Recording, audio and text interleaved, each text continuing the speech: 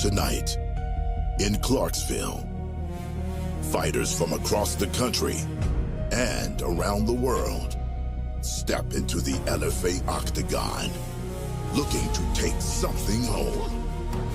For Dedrek Sanders, this already is home. Tennessee's own has broken down 2 straight opponents inside the LFA octagon. And now, he gets his first LFA main event.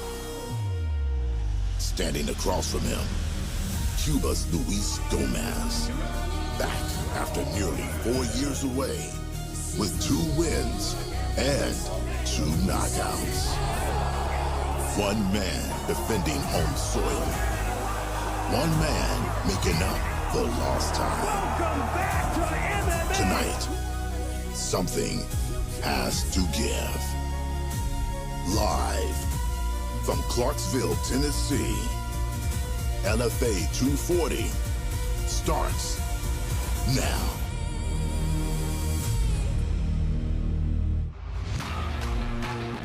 The LFA Octagon storms into the Volunteer State in Clarksville, Tennessee for a second time this year.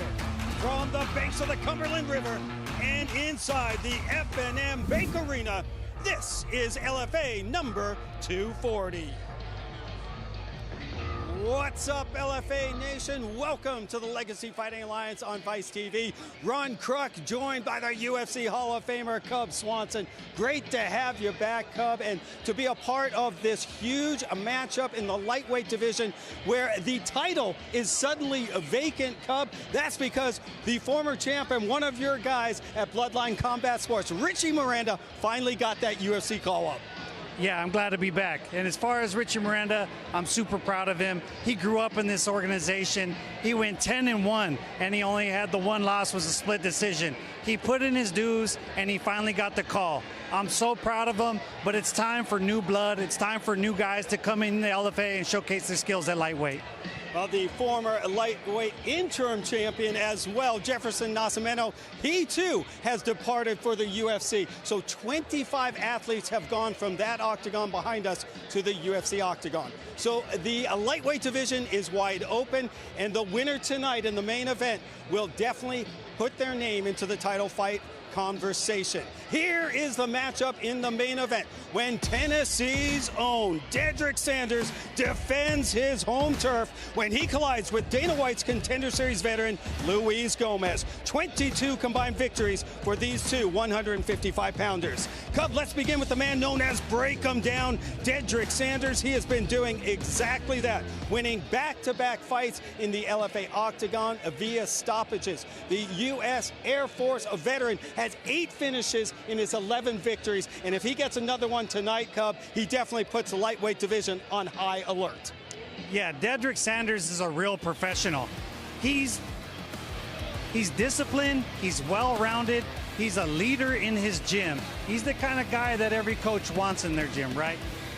And his fighting style it's not like anything crazy. He just very tactical. He's got high fight IQ. He'll come in there, he'll walk you down, he'll chip away at you, he waits for you to make a mistake, and then he'll hit you with a big shot. Boom, an elbow, boom, a knee, a big takedown. And then he just keeps doing the same game plan until you give up. I really like this guy, and I think everything is set up for him to have a big showcase tonight. It's his hometown. Everything's set for him to say, hey, give me a shot at the title. Well, hoping to ruin the party here in Tennessee is the Iron Tiger, Luis Gomez. This guy, man, he is a dangerous judo black belt. He, too, has back-to-back stoppages, and he is coming off a highlight reel TKO in his LFA debut. Cub, he comes in. He used to be from Cuba, now training in Denver, Colorado, and he has 6 career victories via knockout or TKO. Yeah, Luis Gomez, you know, he's like the complete opposite of Dedrek. You know, now they both have taken on like really tough competition. These guys do not say no to fights, but this guy's powerful, he's explosive, he's wild, and he uses that explosiveness to knock people out or to throw them on their head. He took a little bit of time off in his fighting career, And since then, he's regrouped because he moved to Colorado. He's got with a new team, and he's using that training elevation to take him to the next level. I think that time off really did him a lot of benefit in his career. He seems refocused, and I think him knowing that he has that explosiveness, but it's not going to drain his battery because he's at altitude, I think that's going to give him the confidence to give Dedrek a really hard time. What a matchup. The LFA lightweight division traditionally has been one of the deepest weight classes in the promotion. Tonight's winner immediately becomes a legitimate contender for that 155-pound strap. That is our main event. Let's check out the rest of the matchups here at LFA 240. A couple of undefeated athletes look to keep their spotless records intact. Austin Miller strives to make it 4 straight victories when he tangles with Quadarrius McGinnis, and Nashville's own Finn Martin battles former college football player Mataeo Garner. And it's an international showdown in the co-main event when Brazil's Elvis Silva makes his LFA debut against Islomoboev from Uzbekistan. Cub, give us a show stealer. What's your potential fight of the night? Well, I'm going to have to go right in the middle of the card. Hernandez versus Schenk. Well, both of these guys said they're going to be knocking each other out in the first round, and they meant it. I like that attitude. I like what they're bringing to the table. I think it's a good matchup, both guys being strikers, and we'll see if that's going to be a big knockout in the first round between one of them. Yeah, there are going to be fireworks, no doubt about it. All right, well, let's get to the action here in Tennessee, and welterweights will kick off the evening. Unbeaten Austin Miller tangling with Quadarrius McGinnis. The tail of the tape, powered by Resolite. The outlaw, Austin Miller, is 27, and Q McGinnis, 3 years his elder. McGinnis is the taller fighter by 2 inches and will try to utilize a long 8-inch reach advantage. Both athletes made the contracted weight. Now to kick off LFA 240, here's the voice of the LFA Octagon, Mike Kendall. Ladies and gentlemen, we are live around the world tonight from the F&M Bank Arena here in Clarksville, Tennessee for LFA 240, Sanders versus Gomez. Tonight's event is presented by Monster Energy and sanctioned by the Tennessee Athletic Commission, overseen tonight by lead inspector Travis Heisel. And now, ladies and gentlemen, to kick off LFA 240, this bout is scheduled for 3 5-minute rounds in the LFA welterweight division. Brought to you tonight by Resolite, the world's largest mat manufacturer, producing quality athletic mats since 1959. Resolite, the official mat of the LFA. And now, introducing to you first, fighting out of the blue corner. This mixed martial artist stands 6'2", weighted 171 pounds. He holds a 2-2 professional record with 1 win coming by way of knockout and 1 by way of submission. Representing Spartan Fitness, fighting out of Birmingham, Alabama, Quadarrius Q McGinnis.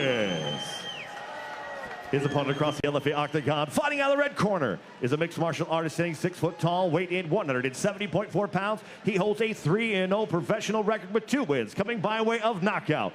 Representing ESMMA and Fitness, fighting out of St. Louis, Missouri, the outlaw, Austin Miller.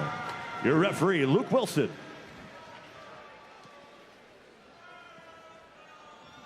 You've been given your instructions. Keep it clean, protect yourself at all times, obey my commands. Touch gloves now if you'd like to do so. Turn your corners. 4 months after winning his LFA debut, St. Louis striker Austin Miller looks to stay undefeated in his second LFA appearance. And in his second fight of the year, Eric Anders trained Q McGinnis, going for a bounce-back win in his LFA debut tonight. McGinnis with the blue tape and Miller with the red. Oh, Q using that range right away. We asked him what his reach was, and we had to measure it in 82. Crazy, right? What a wingspan. Yeah, that is impressive. 8-inch reach advantage for Q McGinnis. Yeah, Miller said he wants to keep it striking. That's his thing. And he said he believes like everything is happening the way he envisioned, that this moment is his destiny. And I like that attitude. Yeah, McGinnis was saying, hey, this is a great challenge for me. His game plan, he said, I want to begin striking, and then he believes he can make Miller make a mistake. Miller catches the kick then powers his way into the body lock. Yeah, and that's the thing. When he was saying he was going to be comfortable striking, that's his thing. It's like a tall southpaw is like one of the hardest things to deal with. Right. And he just took a head kick and immediately went for a takedown. And when I watched all the tape, the times that Miller's losing is against the cage. He gets wrestled against the cage. And there's a sprawl, and it's McGinnis ending up in half guard and on top. Yeah, and now we have a brown belt in jiu-jitsu on top of a blue belt. Miller's comfortable fighting off his back, but McGinnis very dangerous. One submission win as a pro came via rear naked choke. Yeah, Q setting up a head and arm choke. He's in a good position. It's not great to be so close to the cage. He might, have to circle him and so he could jump over to the other side. But Miller's doing the right thing by bringing his arm down. Looks like he's out of danger for now. But yeah, he's gonna have to be really careful he doesn't get caught in a head and arm choke. As you mentioned, Cub, Austin Miller, the blue belt in BJJ, but 2 of his 3 wins coming via knockout. He calls himself a striking connoisseur. Said, I love to throw my hands, and he got a big smile on his face when he was talking about it. Yeah, and if I was McGinnis, I think, it's a little bit too early to go for the submission. Obviously, Miller knows what he's trying to do. He's doing the proper things to defend. I think you got to posture up and start doing damage. You got the guy down. You might stand back up and have to deal with him at his best again, so you might as well do the damage now. I like that take from the UFC Hall of Famer. Yeah, start hitting the elbows. Look for a cut. If you can at least open a cut, now you got something to aim at when you're back on your feet and you're fighting again. Such a veteran move. Under 2 minutes to go. Opening round, the LFA welterweight division. Follow the promotion on all social media platforms at LFA Fighting. Yeah, McGinnis is obviously in control, but like I said, you don't want to end up getting stood up and then having done no damage. Like, control is one thing, but you want control and damage. Yeah, you got to do something with that control. And it's Miller back up on his feet. The fans here in Clarksville appreciate it. McGinnis with some knees. I like that he was using that half Nelson and made him really have to use his lower back to stand up. When you tug on the back of someone's head, it drains them real quick. Q McGinnis training with the LFA former middleweight champion Eric Anders. Said, it's a pleasure training with Anders. He taught me a lot of takedown defense, but his game certainly has evolved. And now Miller hammering away to the side of the head of McGinnis. Yeah, and that just shows frustration by Miller, not really trying to just get up anymore. Now he's trying to hit him and like stop doing this to me. And Q McGinnis makes Miller pay as he gets up. Under 30 to go, opening round. Yes, a lot of control time for McGinnis. I don't know who's going to be more tired at this point.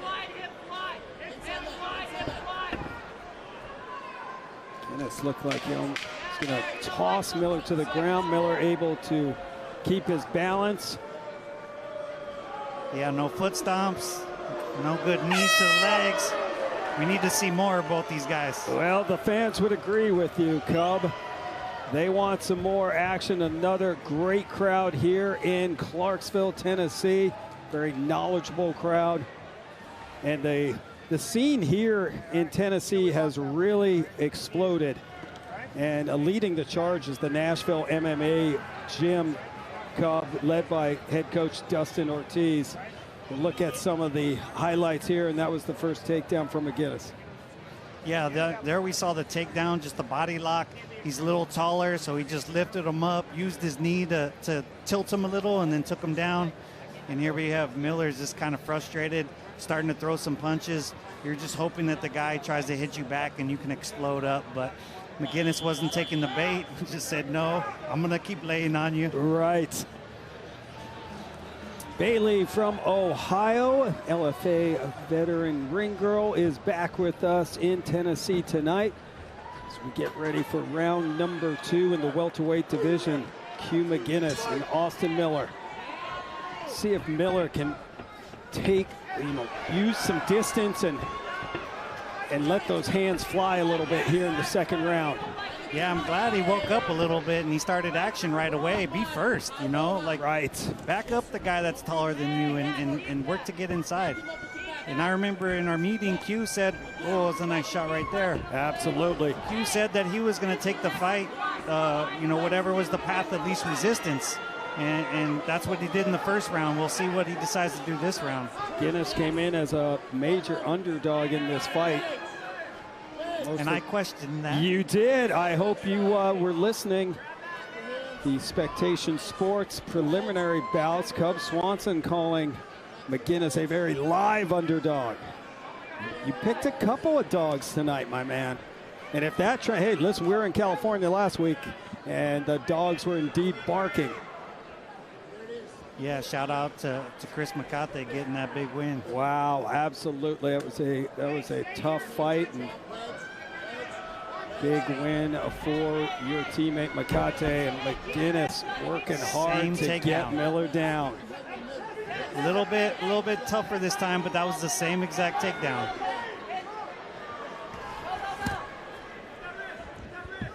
And Miller needs to do something to avoid these body locks and takedowns, but doesn't have an answer yet, Cub.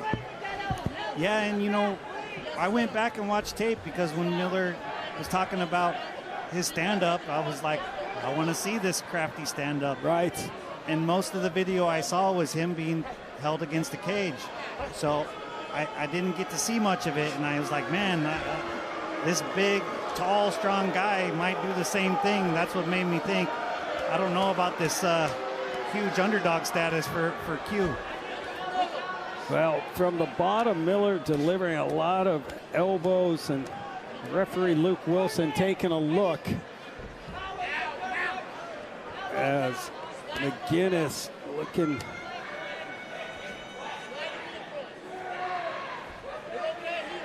I mean, at this point, Cub, what you like to see, I mean, McGinnis is still working. Oh, the mount. And he gets the mount. That is big right there for McGinnis as we're but you got to posture up and start hitting, Right. Get to work. Do something with this position. He's just trying to go for a submission, and it's the head and arm choke, and he hasn't got it, tied at all. So posture and start doing work. Q McGinnis, the brown belt in BJJ. 1 win out of his 2 via submission. Now dropping some elbows and some bombs, and he takes the back of Austin Miller. Under 2 minutes to operate. It's always interesting hearing these guys talk because, when Miller was telling us this is his destiny, I was really loving hearing that. But you always have to wonder, is this fighter a little delusional, you got a tough opponent and he's already getting, now the submissions are getting a little closer. Absolutely. McGinnis hunting for another submission. He's got the arm pinned down and nice elbows coming down from Q McGinnis. I knew it. 100%. He had his arm wrapped around his neck. And now Q McGinnis looking for the rear naked choke. Austin Miller in a lot of trouble, hanging on, and gets out of it as we're coming up on a minute to go. Still plenty of time for Q McGinnis to operate. Oh, he cut Miller open with that elbow, Cub. Yeah, that was, we had a perfect view of it, and his elbow right on the forehead. That's going to cut him, and this is what I was talking about he needed to do in the first round. Absolutely. Now you see, you could get the submission, but he's going to fight you hard. You really need to keep beating him up for a little while. Miller's not, he's not going to give in that easy. You're going to have to keep beating him up, then go for the submission. I think Q's wasting time. It's obvious that when he does the work, it's showing dividends, but you got to put in the work. Don't lay on him for too long. I know you're scoring the round for yourself, but people want to see finishes. a big round for Quadarrius Q McGinnis. Yeah, that's 2 rounds for him. He's in Agreed. He's in complete control. Let's see if Miller's corner wakes him up and says, hey, man, let's get to work. Miller, the outlaw, training with the ES MMA and fitness team, St. Louis, Missouri. And Q McGinnis, part of Spartan Fitness, getting out of Birmingham, Alabama. We will move on to the 3rd round, and Austin Miller definitely needs a finish. The best cut men in the business, Dale Arbuckle, going to business. Yeah, Miller looked good right off the bat. He started throwing some shots. I thought that uppercut landed, but actually hit his arm.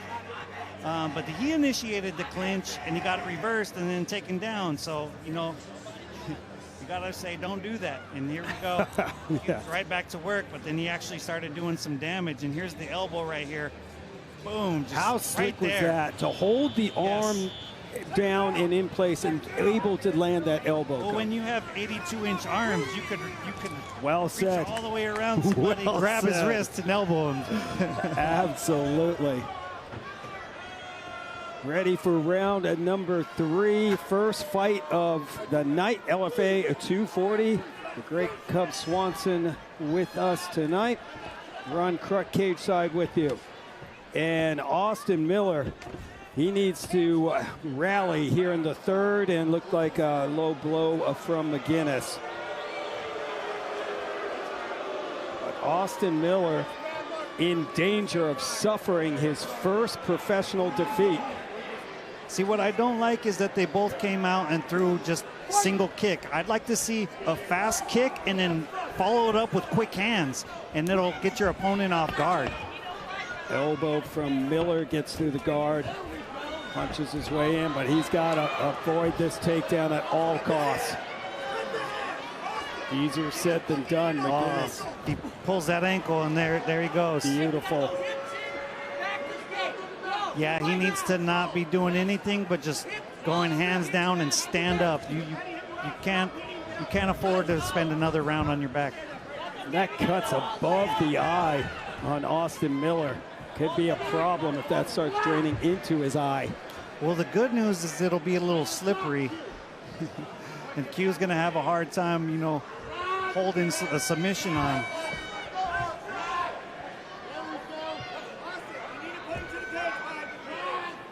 Well, this looks like rinse and repeat for Q McGinnis.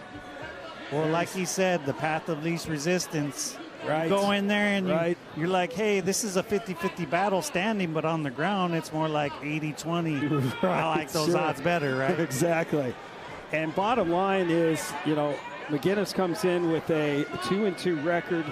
He is coming off a round 1 TKO loss back in April. So he's got to do what he needs to do to leave this octagon with a W. Yeah. And any advice I could give Miller right now, which I can't, but if you get back to your feet and you know, shake it out, you got to come with something different, because Q has already seen what he has. He's already measured it. He already knows like your timing and your range. So you got to do like a Superman punch, or you got to, you know, change the speed or the tempo, or do something that he hasn't seen yet, you know, That's because well if you just said, go sure. back to doing a single kick, he's just going to take you right back down. Yeah.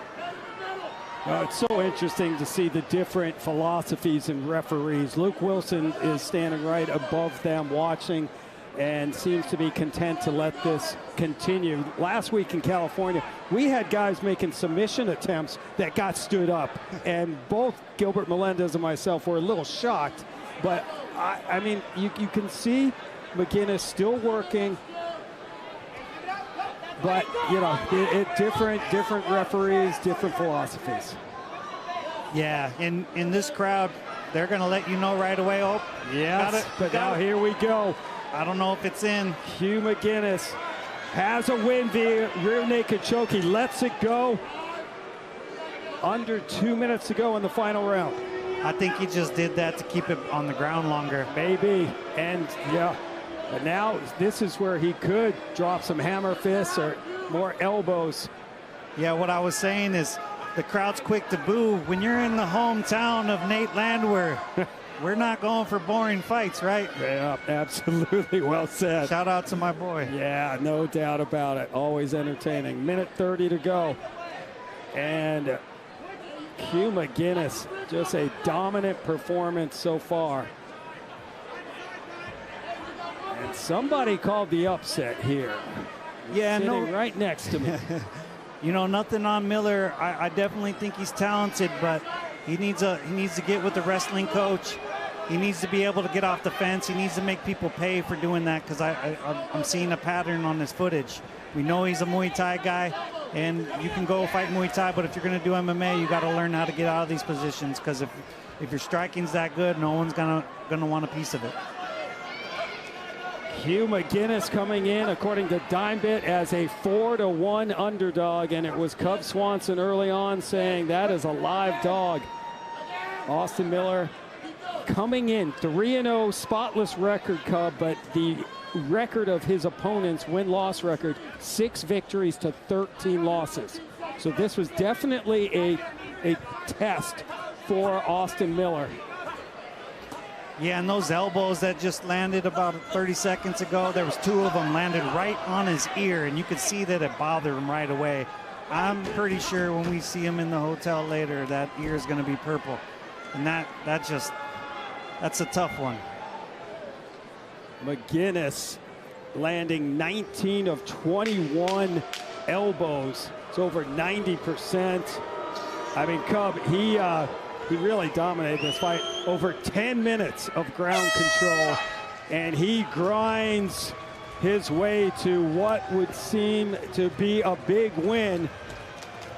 Must have been all those kung fu movies he watched as a kid. Yeah, I would have liked to have seen a little bit more kung fu, to tell you the truth. But Q McGinnis, hey, a very impressive performance. You know, a very high fight IQ. Q McGinnis, and just really executed his game plan to perfection. We will get the judge's decision coming up next.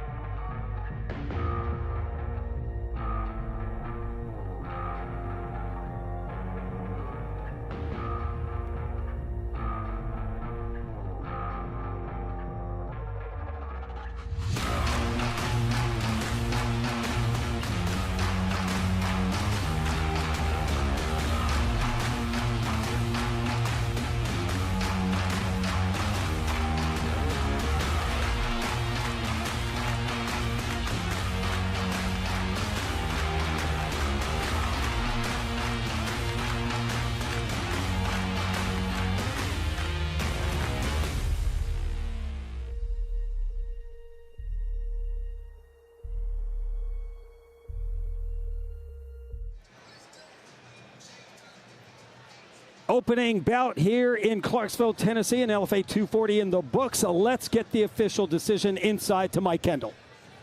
Ladies and gentlemen, after 3 rounds, we go to the judges' scorecards, and all 3 judges score this bout 30-27 for your winner by unanimous decision, Quadarrius Q McGinnis. Q McGinnis instantly making an impact here in his LFA debut, snatching Austin Miller's O and getting his first win in the promotion. He improves to a 3-2, and there he is with his Spartan Fitness teammates.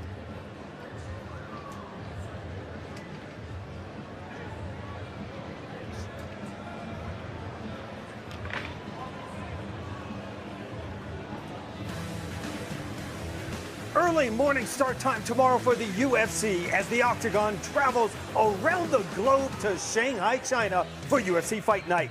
China's own Song Yongdong gets home cage advantage and will need it when he clashes with number 3 ranked bantamweight from Russia, Umar Nurmagomedov.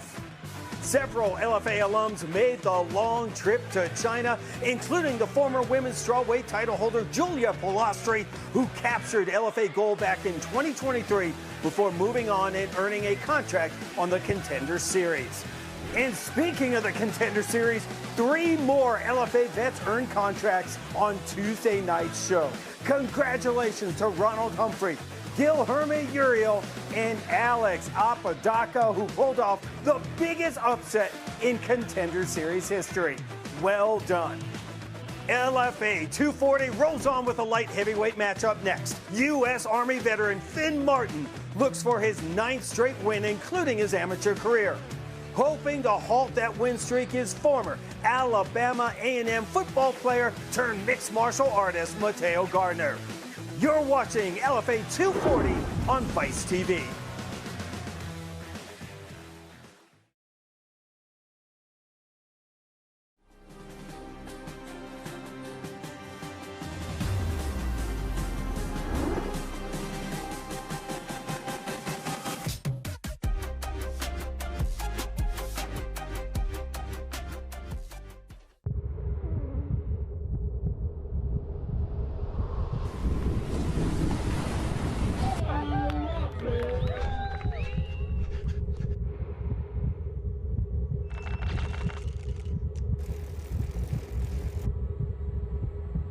Bruce Irons. One of the best 2 riders in the world. Bruce Irons.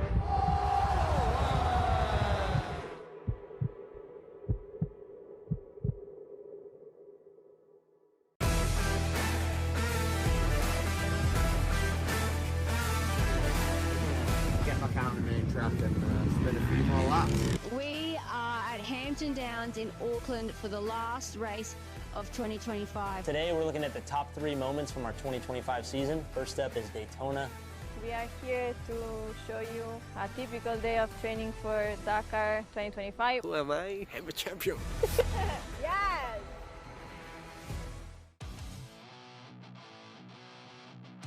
Most people think getting in fighting shape is all about brutal workouts and starving yourself. They're wrong, and I should know. World-renowned trainer of 12 UFC champions, 3-time trainer of the year.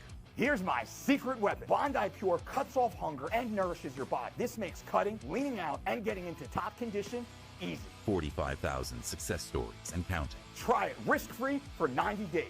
Bondi Pure, it's the champion's secret to effortless weight cutting. A former champion. What a win for Vinicius Spirit. A fighter who has never lost inside the LFA. On September 11th, only one can leave with the vacant LFA Bantamweight World title. Oh, that's it! Vinicius Pires fought his way back to gold and looks to become a 2-time LFA World Champion. Rafael Pereira looks to keep his perfect LFA record intact and capture his first world title. Will there be redemption? Or a new reign? Find out at LFA 241.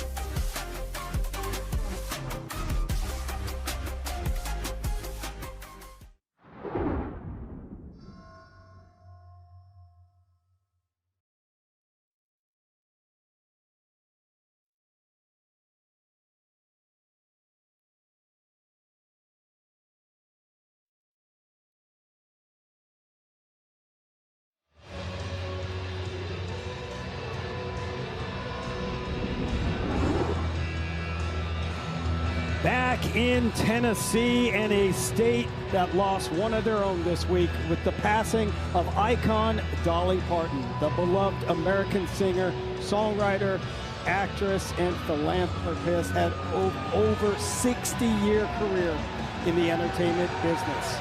Born in 1946, she grew up in the Smoky Mountains. Martin was 80 years old when she passed following a brief battle with cancer. Dolly, we will always love you.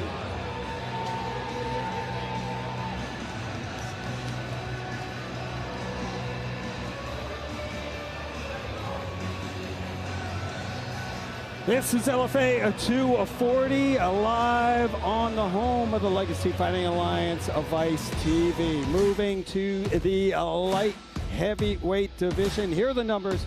Tail of the tape, powered by Joya Fight Gear. Both light heavyweights are 29 years old. Mataeo Garner and Finn Martin. At 6'3", Martin is 6 inches taller than Garner, and Martin is 4 inches longer in the arms. Once again, Mike Kendall. Fight fans, this contest is scheduled for 3 5-minute rounds in the LFA light heavyweight division. Brought to you tonight by Joya Gear, the official glove of the LFA. For all your combat sports gear needs, make sure you head to joyagear.com.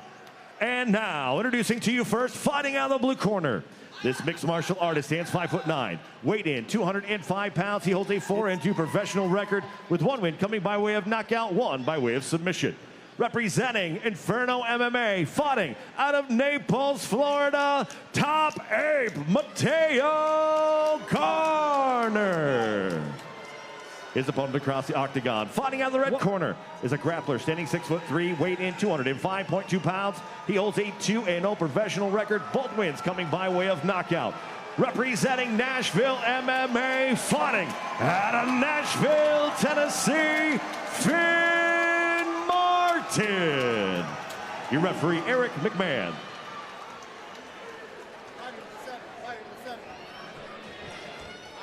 We've been over the rules. Fight hard, fight fair, listen to my instructions at all times. Touch them up now if you wish, and God bless.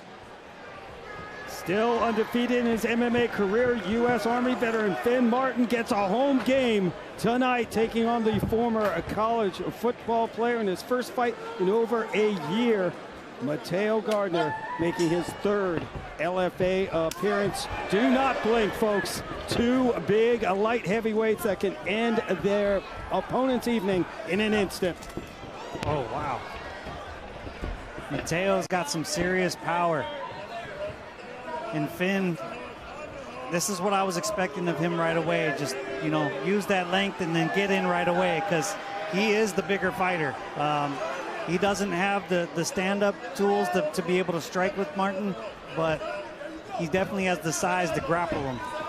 6 inches taller and 4 inches longer in the reach. Oh, nice kick there delivered by Martin. Yeah, I can see some improvement in Finn's stand-up already, but it's still not as comfortable as you'd like. It's good for him to be throwing these strikes and building that confidence, because he's rising so quickly. He needs to learn that part of his game. And Martin undefeated as well. He came in as a major favorite, minus 1,000 according to DimeBet. Well, we already saw Austin Miller get his O snatched away from him. Mataeo Garner would love to do the same as he gets the body lock on Martin. Garner Cub was extremely confident coming in this fight. He said, I'm going to pick my shots. I'm going to be patient. The longer the fight goes, the better for me. We got a low blow from Finn Martin. Referee Eric McMahon, will give Mataeo Garner 5 minutes if he chooses so. Yeah, I think this local crowd would prefer no rules. They are not about. This is old school. Yeah, growing strike. Don't cry to me. Keep going. Let's go. 5 minutes. Come on. You're wearing a cup. I really did think that Mataeo. I would take my time. Yeah, I think that Mataeo honestly might be too much for Martin right now at this point in his career.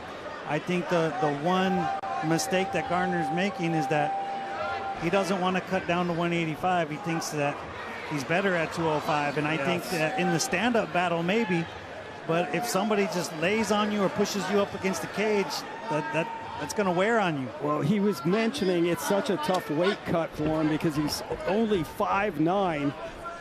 He played fullback at Alabama A&M, so you know he's just like built like a fire hydrant, powerful, but at the same time, he's an inch taller than me and the same reach as me. So fighting a 205er is kind of like, man. Well said. Well said. You can see he's athletic. He is, for like sure. I said, if this was at 185, I'd be thinking he's for sure going to win. But I think just him getting pushed against the fence is going to be the difficult part for him. Finn Martin, brown belt in BJJ, but he is 2-0 with both his wins coming via knockout.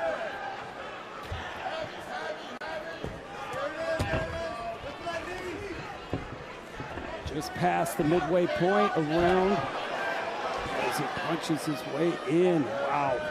I do like Garner's Tyson-style head movement. I saw that on his tape. He ducks down, you know, and then he'll come up with a big punch. That could really surprise Martin, but he could also get caught with a knee. Oh, nice body shot from Garner. They will reset. And I do like how much body work he's done so far. I think he's landed at least 4 nice body shots. And now it's Martin pushing Garner back. Body shot. Oh, left hook lands from Mataeo Garner. Get back on it. He's hurt. Elbow. Garner hurt Finn Martin. You know where else you got to go is to the body. Somebody gets their bell rung, you go to the body, you make them fight 2 battles, not 1. There were so many coaches yesterday that appreciated you saying that. And now Mataeo Garner takes Finn Martin down with 1:21 to go. Can Finn Martin regroup? And now it's Martin on the back of Garner. That was a huge mistake for Garner. He was in complete control, and now he's going to get ridden out.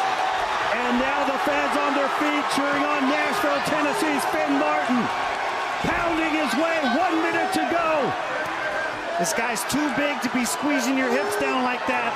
He's not going to be able to get out of this, and he's going to take a lot of damage for the rest of the round if he doesn't get finished. Those are some big shots, and now he flattens out Garner even more. Pounding away. Finn Martin looking for a first-round win, and he's got it! The heater continues for U.S. Army veteran Finn Martin. Gets his 9th straight victory back to his amateur career and expands his unbeaten record as a pro to 3-0. That was a great fight for him. He needed to battle some adversity. Like I said, he's kind of rising in the ranks pretty quickly. They're putting a lot of hype on him. That's going to bring tough fights your way, so you need to be prepared. So I'm glad that he had to fight a little adversity and he bounced back. Good for him. And his team is rolling right now. Absolutely. Finn Martin, another one of those Nashville MMA products who they are now 4-0 here in Tennessee. Let's check out the end of this fight, Cup. Yeah, he was able to get that takedown pretty easily because his opponent was hurt. And he needed to do some damage, just hang on him, but he just made that, he let his leg get taken. Like, you cannot fall underneath somebody when you have him hurt. You let the guy back in the fight. That was literally your fight to take, and you made a mistake and it cost you. And that guy is just too big to be on your back. And you could tell it looked like he didn't even try to get him off, but obviously we know he was trying. The win streak rolls on for Nashville, Tennessee's Finn Martin. The official time of the stoppage on the other side.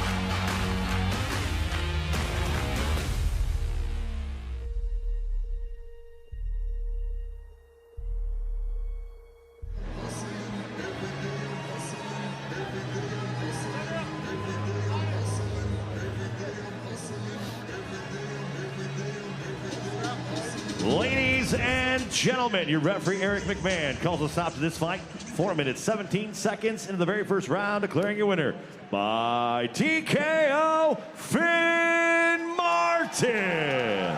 Finn Martin, 9th straight victory back to his amateur career. But Cup, what was impressive, he had to overcome some adversity in this fight, and that's a good test for him. Yeah, it's important to go through that. You know, you don't want the first time you get your bell rung to be, you know, in your 10th pro fight. You need these experiences. You need to know, like, hey, I can take it and give it right back. And so, yeah, that was a beautiful performance by him. He should be proud.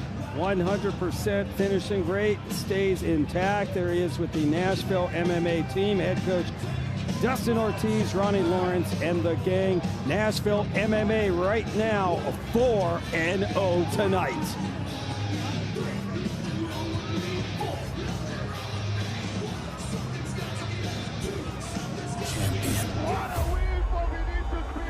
A fighter who has never lost inside the LFA. Only one can leave with the world title. Vinicius Pires looks to become a 2-time LFA world champion. Rafael Pereira looks to capture his first world title. LFA 241.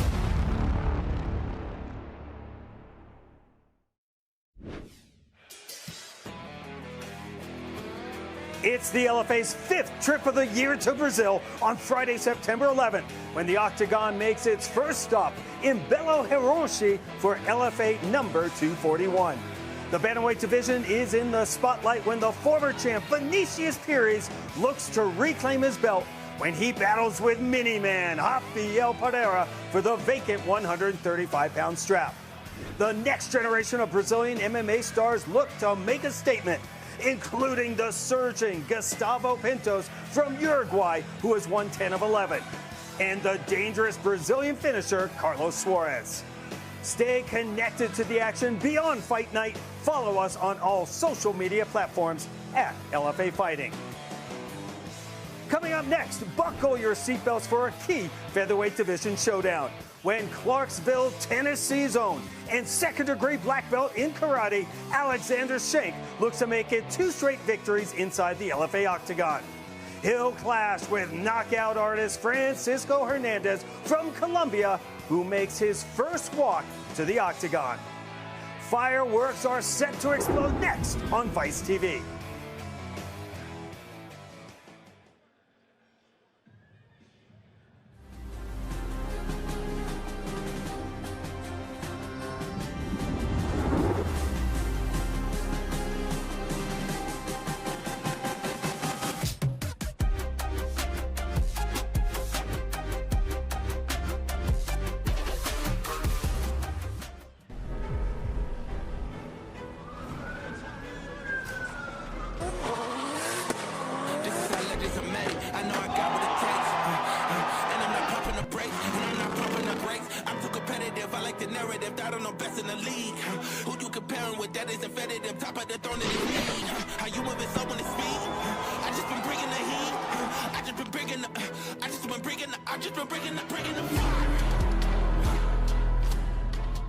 CPI, stem cells, they could do some wild shit down there. My shoulder was jacked. I went down there, it worked, man. Eric Anders' neck was up, and then he went down and got stem cell treatment. Now it doesn't bother him at all anymore. I definitely recommend CPI. It's changed my life. The best stem cell clinic in the world. I just come and I do stem cells to make sure that I'm resetting my body and staying healthy. It regenerates tissue, reduces inflammation. The results are amazing. When it comes to the science of stem cells, no one comes close to CPI. There's not even a close second.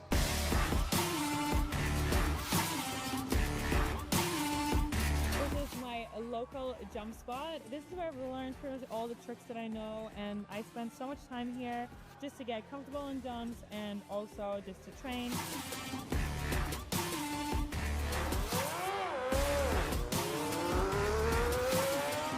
What we call the chill is like -15, so the feeling temperature is like -25. Today is tournament day. We're going to be taking you through from start to finish. Hopefully we win the whole thing and celebrate with y'all.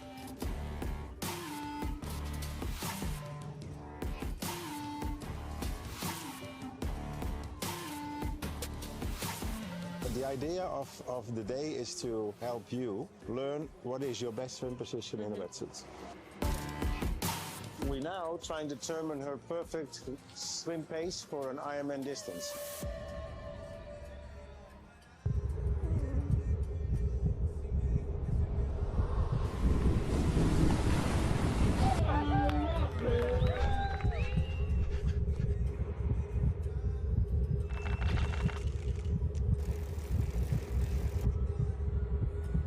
Bruce Irons. One of the best tube riders in the world. Bruce Irons.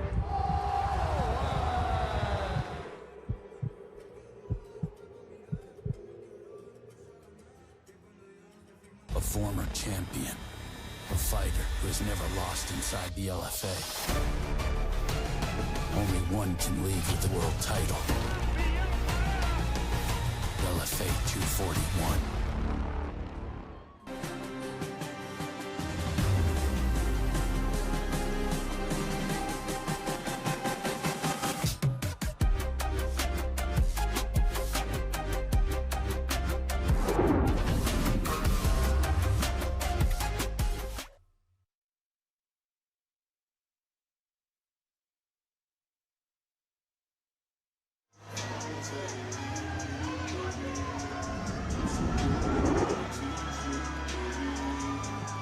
Welcome back to LFA 240 from Clarksville, Tennessee, just outside of Music City. Ron Kruk and the UFC Hall of Famer Cub Swanson back at the F&M Bank Arena. Austin P and the Governors got a big win last night against the Running Bulldogs. Don't confuse them with the Standing or Sleeping Bulldogs. Action rolls on here. LFA 240. Move to the featherweight division. Alexander Schenk and Francisco Hernandez.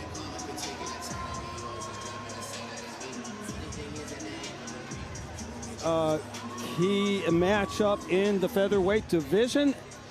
Let's check out the numbers and the tail of the tape powered by Bondi Pure. Alexander Schenk is 25 and Francisco Hernandez 5 years older. Hernandez is an inch taller and the reaches are identical. Unfortunately for Schenk, he weighed in extremely heavy, missing by 6 pounds. We do have to say there was a lot going on in his world. He lost a father figure in his life. George Byard passed away just the other day, said he was like a role model in his life. So our thoughts and prayers are with his family. But Alexander Schenk definitely needs to look at the weight cuts because this is the 3rd time that he has missed weight. Ladies and gentlemen, this bout scheduled for 3 5-minute rounds in the LFA featherweight division, brought to you tonight by Bondi Pure, the ultimate health and daily detox drink. It's a science, not a diet. Learn more at bondipure.com. And now, introducing to you first, fighting out of the blue corner. The striker stands 5'8", weighed in 145.6 pounds. He holds a 5-1 professional record with 4 wins coming by way of knockout. Representing UKF Gym and MMA Colombia, fighting out of Medellin, Colombia, Francisco El Cirujano Hernandez. His opponent across the octagon, fighting out of the red corner, is a karate-style fighter, standing 5'7", weight in 152 pounds. He holds an 8-5 professional record, 3 wins coming by way of knockout, 1 by way of submission. Representing Harris Holt MMA and Slow Roll BJJ, fighting out of Clarksville, Tennessee, Alexander Pretty Boy Schenk. Your referee, Travis Lawrence. All right, gentlemen, we went over the instructions in the back. Back commands at all times. Touch gloves down if you want to. Come out and be ready to fight. Ainsley from right here in Tennessee getting us ready for this key LFA featherweight matchup. Francisco Hernandez and Alexander Schenk. And we are underway. Yeah, I've been looking forward to this fight. Cubs fight of the night. These guys sold me that they were going to bang right off the bat. I'm sure it's a filling out process, and then they're going to get after it. Francisco Hernandez making his LFA debut, the white trunks and blue tape. Alexander Schenk, red tape and red shorts. Hernandez was set to fight at LFA 236, but his opponent was pulled from the card on fight night by the Athletic Commission. He already had his gloves, his hands and gloves wrapped. He was ready to go. Very strange situation in Arizona. Man, and that's so hard to deal with. I've never had that happen to me, but I could imagine just like getting all pumped up and ready for the fight and like mentally ready to fight, and then it not happening. You got to put that energy somewhere, and it's quite difficult. And luckily, he was able to roll that back into another camp. But when we saw him first come in, he was itching to fight. He's like, oh, 100%. I've been waiting. Yeah, we asked him because Schenk came in, I mean, basically almost a whole weight class above the 145-pound featherweight limit. And his head coach, Javier Torres, and both Francisco Hernandez were like, there was no way we were not taking this fight. He could have been 20 pounds over, and we probably would have fought him. Wow. Yeah, and I watched a lot of tape on Schenk, and he's quite talented. He's a naturally gifted fighter, and I think maybe some of the reason is sometimes people that are so naturally gifted, they're just not hard workers. And maybe that's the case, because missing weight all 3 times you fought in LFA is not a good look, and it's something I don't appreciate. Absolutely. How many times did you miss weight? I can tell you, 0. Heck yeah. Yeah, I mean, you sign a contract, you give your word, and you try your best. And it's 6 pounds, but it's really 7 pounds because they don't count the pound allowance that you already get. Good point. 7 pounds that you were over the weight class. If it's 1 pound over, they already tell you, don't worry about it. Schenk backs up Hernandez, but yeah, it's something that Alexander Schenk is going to have to figure out, because that will not get you to the next level. And right now they're kind of trading shots, real big shots, but they're not setting anything up, so things are getting blocked. Nothing major has landed yet. You really got to, oh, there we go. You really got to set things up and set traps and throw some dummy strikes and to be able to land these big ones. Fakes and feints and yes, level changes, absolutely.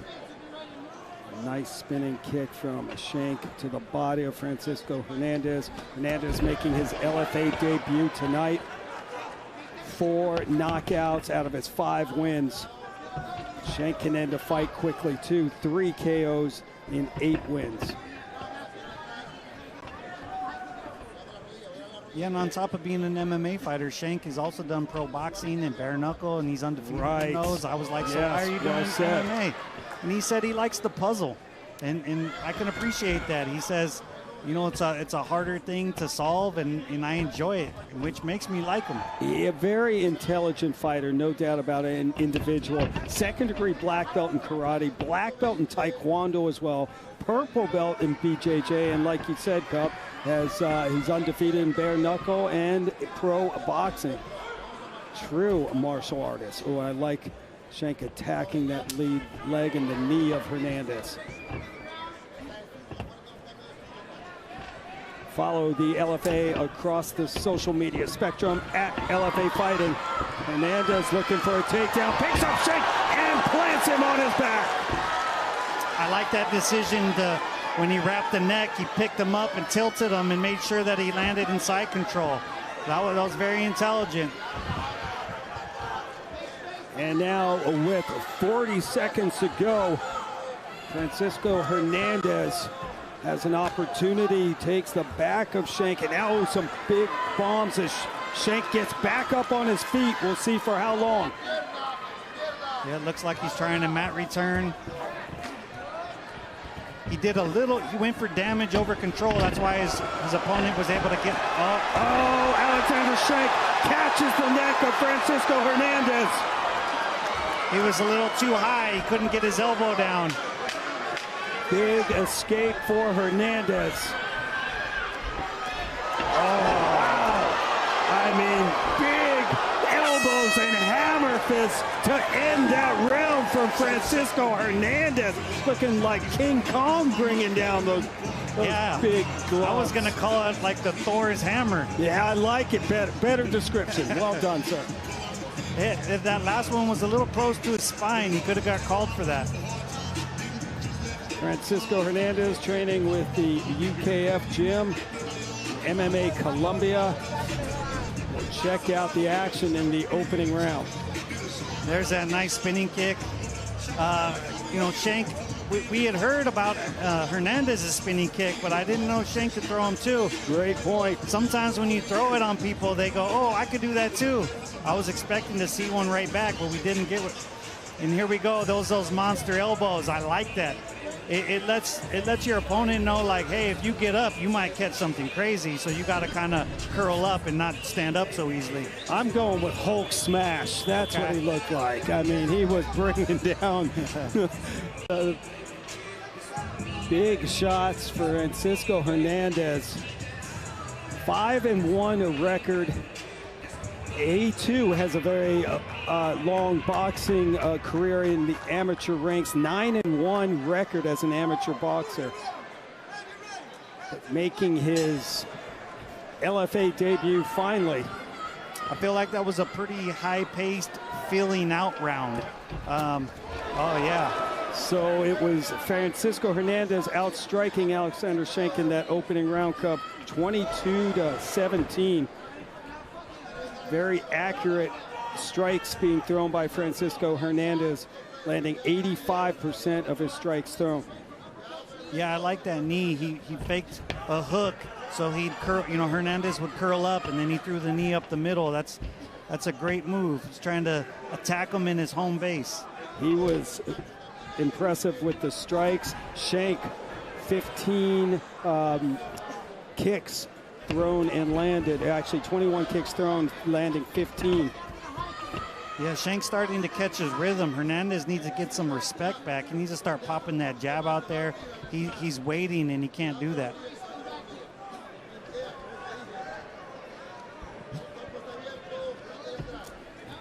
Body kick from Schenk. Hernandez pushing Schenk back, trying to find his range in that target.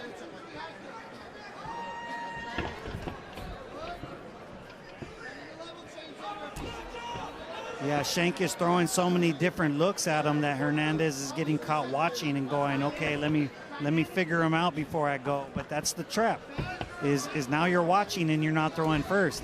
He doesn't have the respect of him, you know, and so he needs to get that respect back. He needs to start throwing longer combinations and say, no, I'm in control.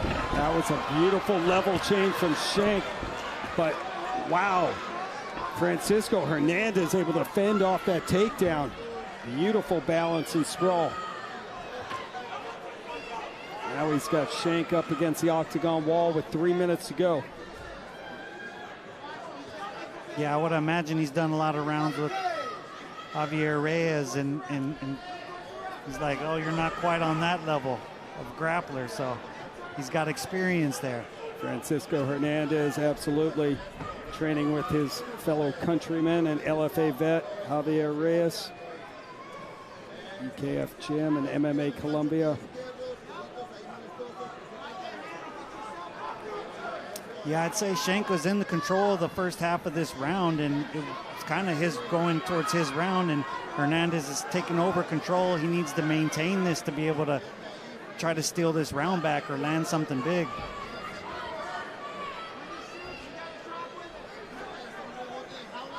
For new episodes of Inside LFA, event articles and fighter features, follow the promotion at LFA Fighting. And that right there is a beef of mine. You know, you went for the spinning back fist, but why back up and reset? And now you're getting hit. Yeah. Don't reset back in the middle. You had the guy on the fence. Engage again. I'm not a big fan of the reset and go back to the middle when you're in a dominant position. Keep pressing forward. Schenk landing some big shots here, the latter part of round number 2.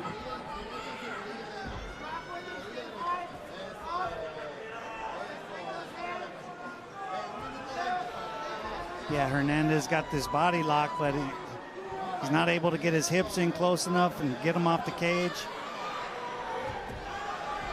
Oh, big spin versus the throw. That was crazy. Schenk back up quickly. Reset on the Monster Energy logo. Ron Kruk and Cub Swanson with you from Clarksville, Tennessee in the F&M Bank Arena. Schenk has some tricky kicks. He's tried an axe kick, a question mark kick, and that's making Hernandez hesitate. I'd like to see Hernandez just get to work, put a little bit more volume out there.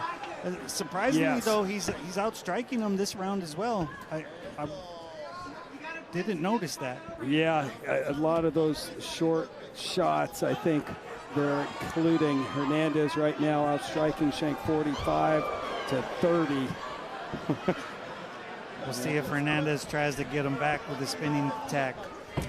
Oh, Schenk just missed with that knee. And now it's Hernandez who said, like Cub mentioned, watch my spinning back kick. And Schenk comes back with 1-2, a flying knee. And time winding down here in the second. A very close fight between Francisco Hernandez and Alexander Schenk. Yeah, who do you think got that round? That was a tough one. Hernandez got the first round. Absolutely. I thought Schenk was in more control of the second round, but we're looking at the stats and saying Hernandez outstruck him in the second round as well. Let's look at the highlights and we'll make a decision. That was the big flurry from Schenk doing some damage and backing Hernandez off. I like that little fake uppercut to the spinning kick. Now they're getting into their toolbox and they're having fun. I hope we see even more tricks in the third round. Show us some things we haven't seen yet. Great crowd here in Tennessee as always. Sold out F&M Bank Arena.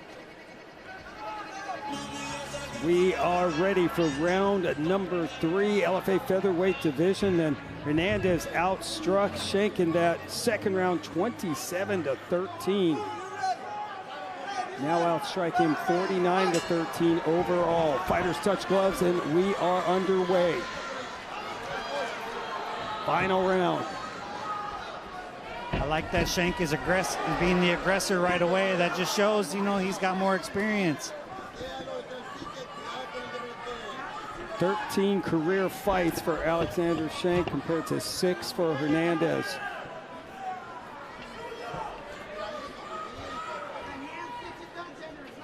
Yeah, you got to think Hernandez is probably thinking, let me rest the first couple minutes and then give it all I got at the end of the round. And Schenk is like, no, let me get after right away. There's a nice takedown by Hernandez. Absolutely, Hernandez scoring the takedown. LFA CEO Ed Suarez taking a close look as Hernandez throwing a nasty knee. Yeah, kneeing the arms on the ground is smart. You know you're going to end up back on your feet, and you want to take those tools away. Big opportunity for Francisco Hernandez here. Let's see what he can do with it. Yeah, how many takedowns is that for him? Hernandez has been really impressive with his takedowns. Looking at I think he's got more than that. The stats are saying he's gone 2 of 3 with his takedowns. I think maybe because Schenk wrapped up the neck. I don't think maybe they didn't count it. Possibly. Good point.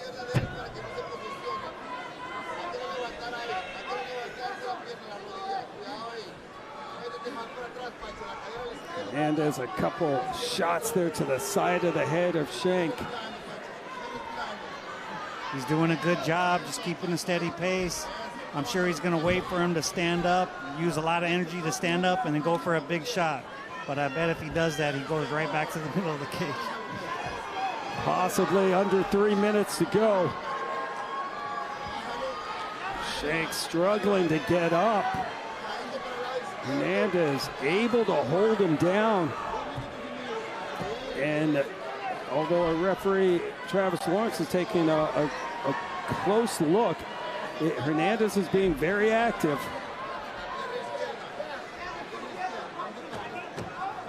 Yeah, Schenk looks drained to me. He's trying his hardest to get up, but...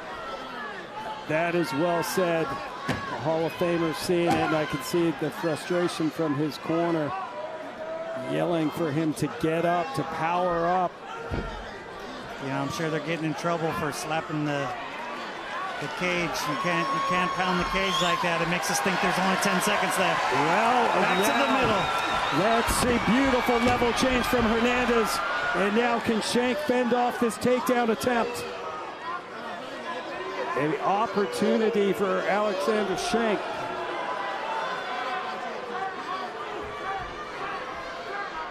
But Hernandez turned the tables.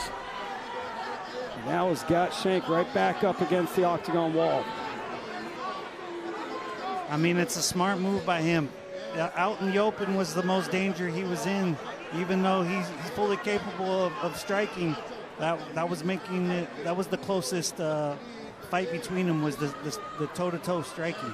So this is where he's been winning majority of the fight. Why not stay there? You got a minute left. You pretty much got the win in the bag. You would think so. In control. And the strike total continues to climb for Francisco Hernandez, outstriking Alexander Schenk 80-31 overall. I mean, it appears the MMA gods are making things right with somebody that missed weight. I'm telling you, Schenk is a really talented fighter. Oh, and after that, it's Francisco Hernandez on top, looking for the back. He might have landed on his own head on that. I think he did. I think you're right, Cub. But I mean, it was style points, though. On the back as we're under 30 seconds to go in this final round. A dominant third round, Cub, for Francisco Hernandez, no doubt about it. And I can't say his nickname, but it translates to the surgeon. Exactly. And I'm seeing this. He was very technical in this approach, and I'm a fan of this kid. And when we asked Francisco about the missed weight from Alexander Schenk, he's like, yeah, it's unprofessional, but bottom line is, I don't care. I want to fight tomorrow night. Yeah, he was hungry for it. He said, I don't care how much this guy weighs. I'm gonna kick his ass. Absolutely, very motivated after his opponent was pulled from the card on fight night at LFA 236, and it was a extremely frustrating process, but said, I also just went right back to training. Comes into his LFA debut riding a 4-fight win streak. Francisco Hernandez's last loss came in December of 2021. I really hope I can catch Schenk after this event. The kid is talented. Oh, nice takedown by Hernandez. Waited for him to throw the knee and then just tilted him. Now, man, this kid has some good fight IQ. He does. He's the least experienced of the two. And then here's the throw. Yeah, he did land on his own head, but sure did. His style points, I can appreciate that. Late in the fight, he didn't have to do all that, but he was still going for it. This kid's gonna go somewhere. Dominant performance by Francisco Hernandez, but we will see who gets their hand raised after this.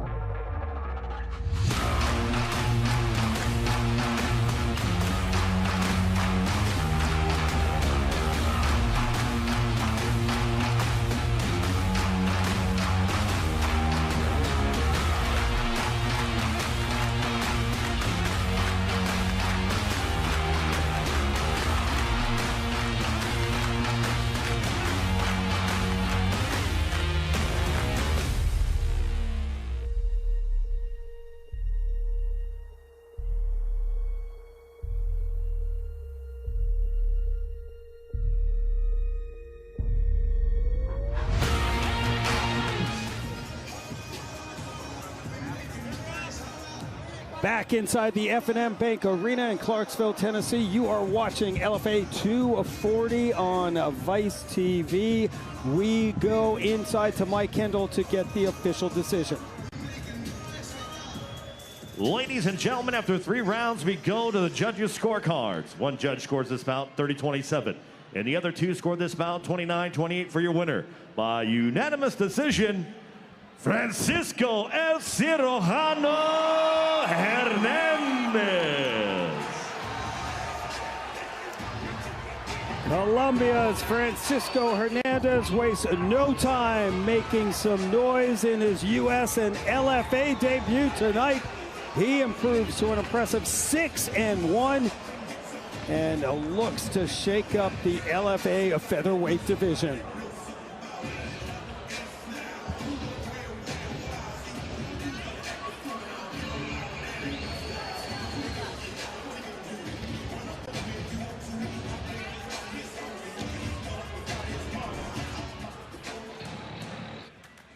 On Friday, September 18th, the Mystic Lake Casino Hotel in Prior Lake, Minnesota plays host to LFA number 242. A can't-miss flyweight clash headlines when former LFA flyweight title challenger from Canada, Devin Loze, locks horns with Dana White's Contender Series veteran, Davi Bittencourt Costa from Brazil. International superstars and regional prospects make up this loaded card, including the return of Japanese judo black belt and 2025 nominee for Submission of the Year, Shuya Stealth Kamakubo, who throws down with Bellator vet from Brazil, Marcos Breno. And undefeated Scuba Steve Collins goes for his 8th straight victory when he tangles with New York's fan favorite, Kevin Carrier. Tickets are available at Ticketmaster.com.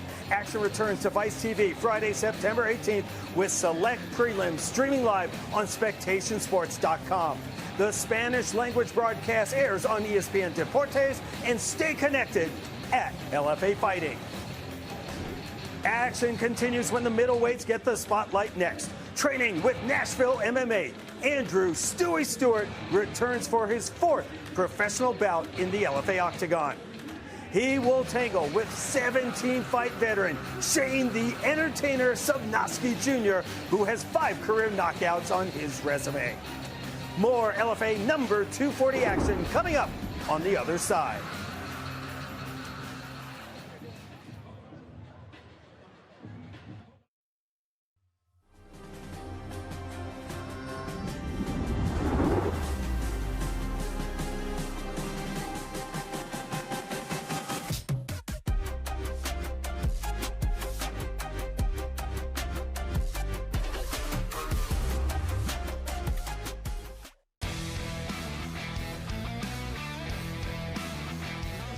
Some striking, some development on technique.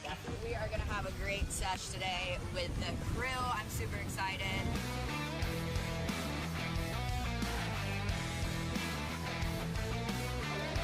Top USA teams to get ready for our first international events. Definitely.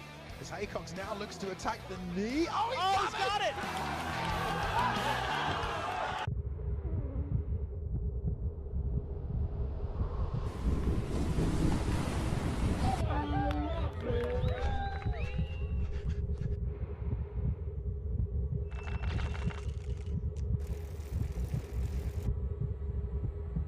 Bruce Irons. One of the best 2 riders in the world. Bruce Irons.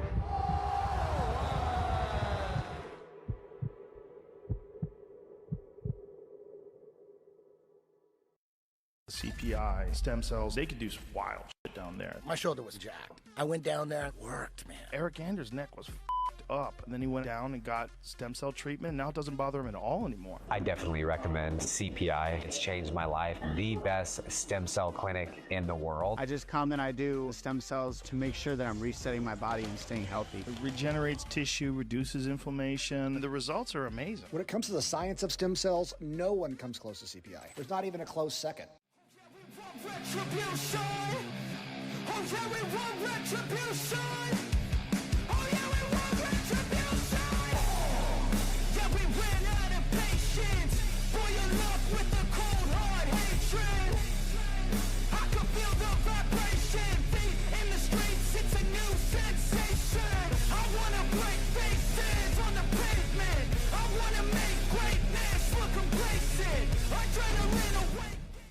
A former champion.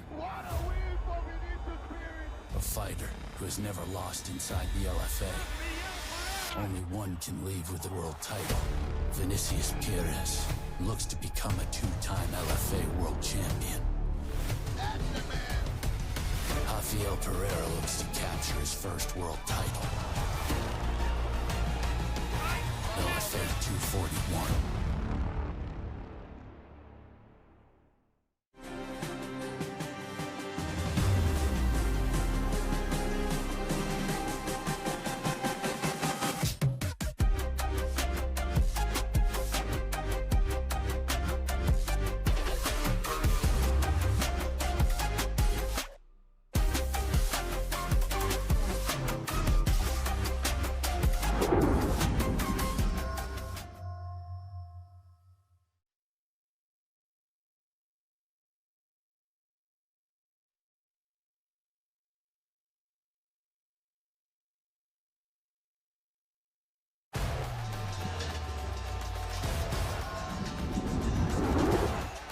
Glad you are a part of LFA number 240 on Vice TV. Ron Kruk and Cub Swanson with you as we check out the fight odds powered by DimeBet, the official sportsbook and online casino of the LFA. Middleweights up next. Andrew Stewart looking for a bounce-back win, a big favorite according to DimeBet at a minus 833.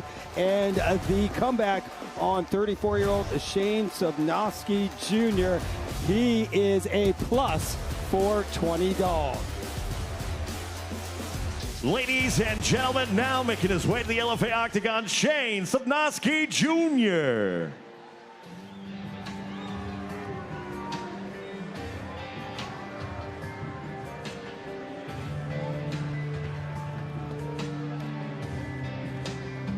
In his second fight in 55 days, Shane Sobnosky Jr. fights for the fourth time already of 2026. He's 1-2, and for the fourth time in the LFA Octagon tonight, comes in with a 2-1 record in the LFA, with his only loss cup to title challenger and former OU wrestler Jake Woodley. That was at LFA 230. The power went out at the Grand Casino during a tornado. The fight was stopped briefly. Actually, they fought in the dark for a while, and then it was stopped for about 20 minutes, and they finished. Couldn't get the win over the tough Jake Woodley, who will be fighting for the title in October. That is absolutely insane. It was insane, to fight with the lights go out, and you said that everybody turned their phone lights on so they can continue fighting. And then I thought that the commission would stop it, but they said as long as you could see, and you could see the ref asked him, hey, can you see? Yes. Can you see? Yes. All right, keep fighting. Here we go. Don't mind the tornado blowing through Oklahoma. That's an experience right there. But yeah, Shane, the entertainer Sobnosky, that says it all. You know, he's basically in a traveling circus and lays on a bed of nails and has people stand on him. He's also a soccer referee. He also played football D2. Like, this guy's lived many lives already. He's just going for the ride. I like his style. Yeah, as he said, as a referee, I'm used to being verbally assaulted and physically assaulted in the cage. And now his opponent making his way to the Octagon, Andrew Stewart.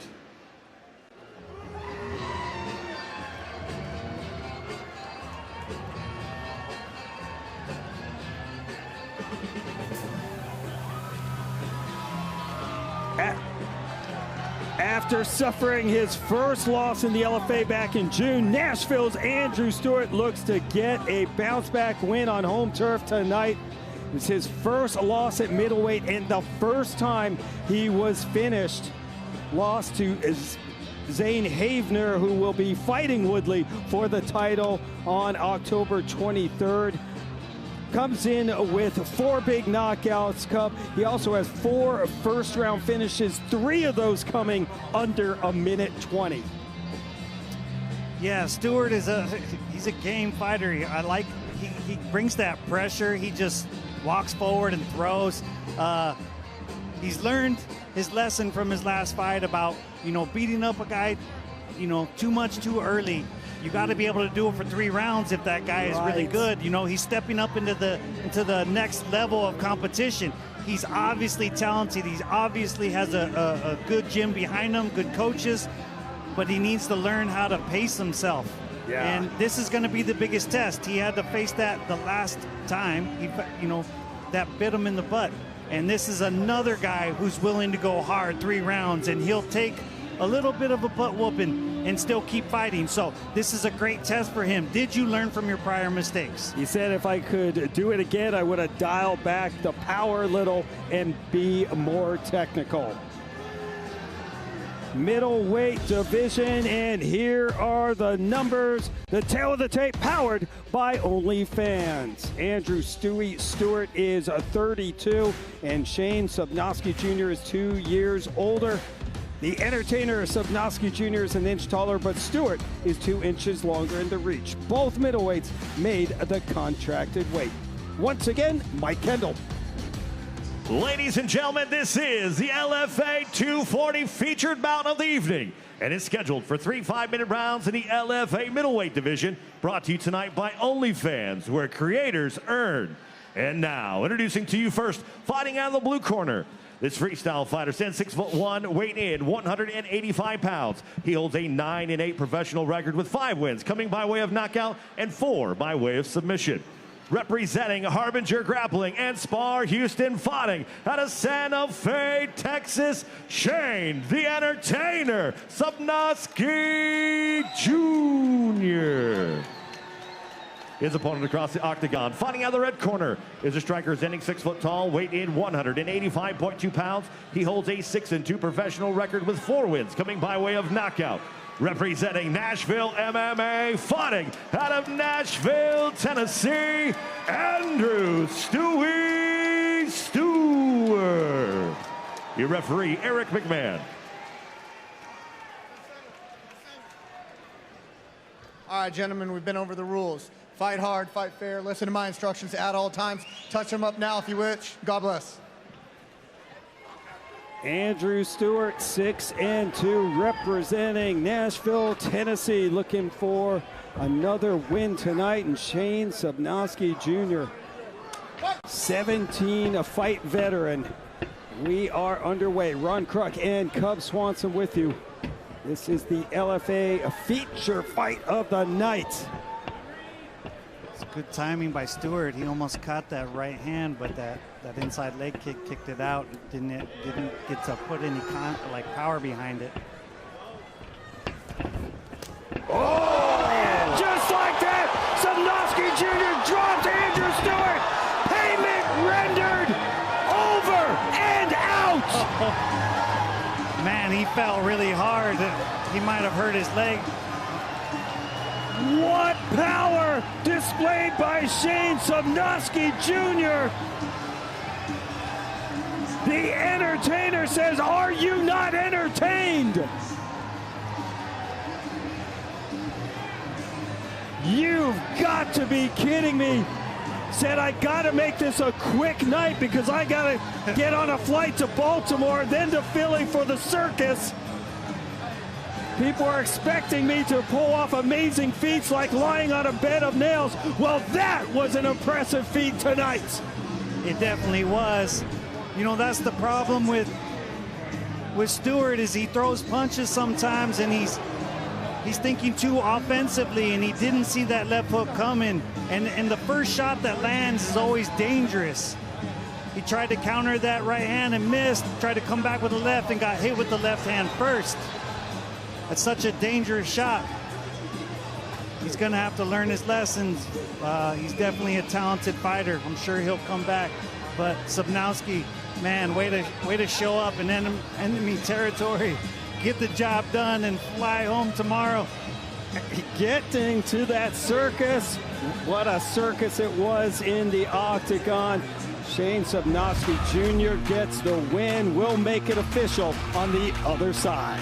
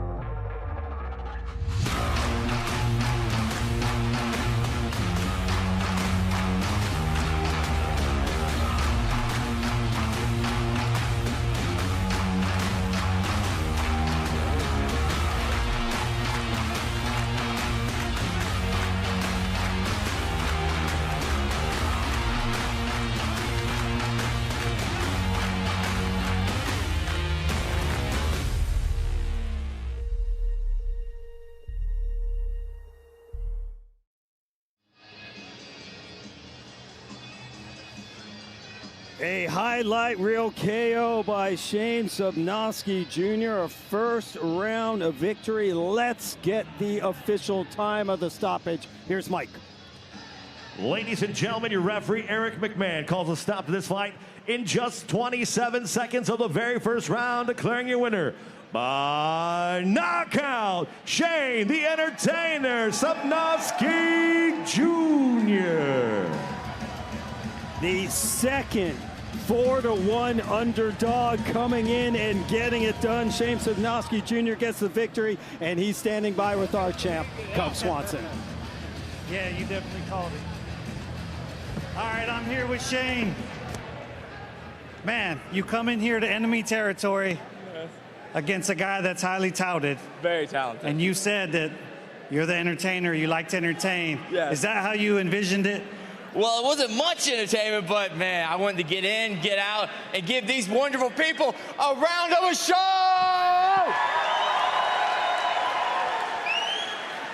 Well, we know you have to get right back to work tomorrow. You're flying out and you got to get back to work. Is there another fight you want to do soon? What's next for you? I'm open anytime. I'm clearly healthy. I'm ready to rock and roll. Give me a call. I'll be there. Pay me. I show up and I entertain! Well, that was an amazing performance. We look forward to you getting back in here. And guys, let's give it up one more time for Shane Sobnosky. Hey, thank you. Congrats. The Entertainer earns his 10th career win, improves to 3-1 inside the LFA octagon. And remember, his only loss coming to against the All-American wrestler Jake Woodley, and he gave Jake all he could handle. There's no doubt about it.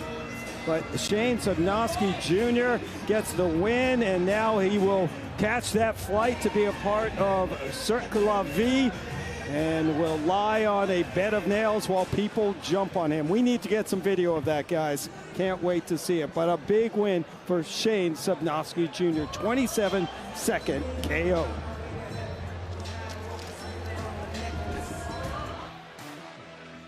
It's going to be a spooky good October when the LFA stages 3 fight nights in 3 cities and 1 monster month of MMA action.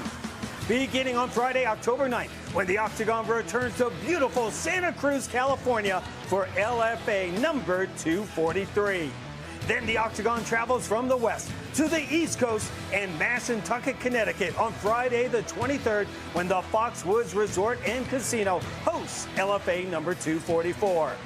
And a scary good October concludes the night before Halloween when LFA number 245 goes down from Niagara Falls, New York and the Seneca Niagara Resort and Casino. No tricks, all treats for LFA Nation this October. Tickets for all 3 can't-miss events are on sale at Ticketmaster.com. For card updates, athlete features, and event previews from inside LFA, lock in with us on social media at LFA Fighting. Up next, it's an international co-main event when 26-fight veteran, the Karate Kid, Elvis Silva from Brazil, makes his LFA debut tonight. Standing across from him will be Akbarjon Islomoboev from Uzbekistan, who looks to make a statement and score his 10th win in 11 fights. The business portion of the LFA 240 card is coming up next.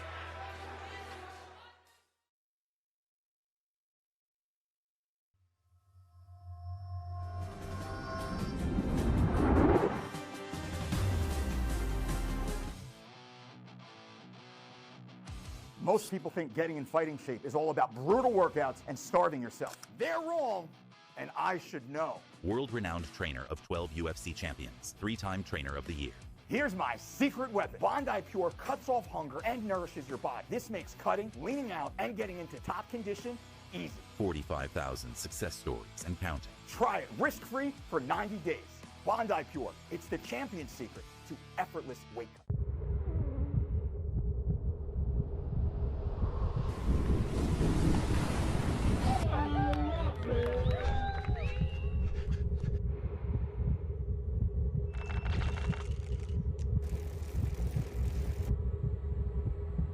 Bruce Irons. One of the best two-riders in the world. Bruce Irons.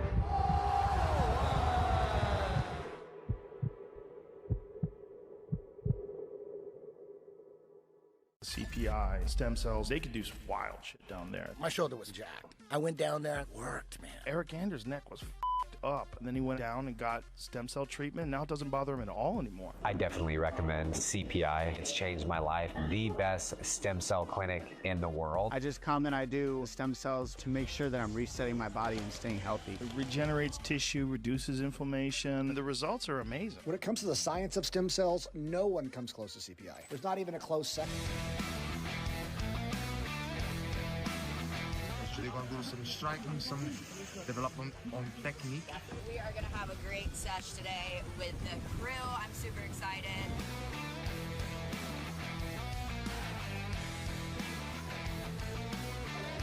Top USA teams to get ready for our first international events. Indeed, definitely. As Haycox now looks to attack the knee. Oh, he's got it! A former champion. A fighter who has never lost inside the LFA. On September 11th, only one can leave with the vacant LFA Bantamweight World title. Oh, that's it! Vinicius Pires fought his way back to gold and looks to become a two-time LFA World Champion. Rafael Pereira looks to keep his perfect LFA record intact. Capture his first world title. Will there be redemption? Or a new reign? Find out at LFA 241.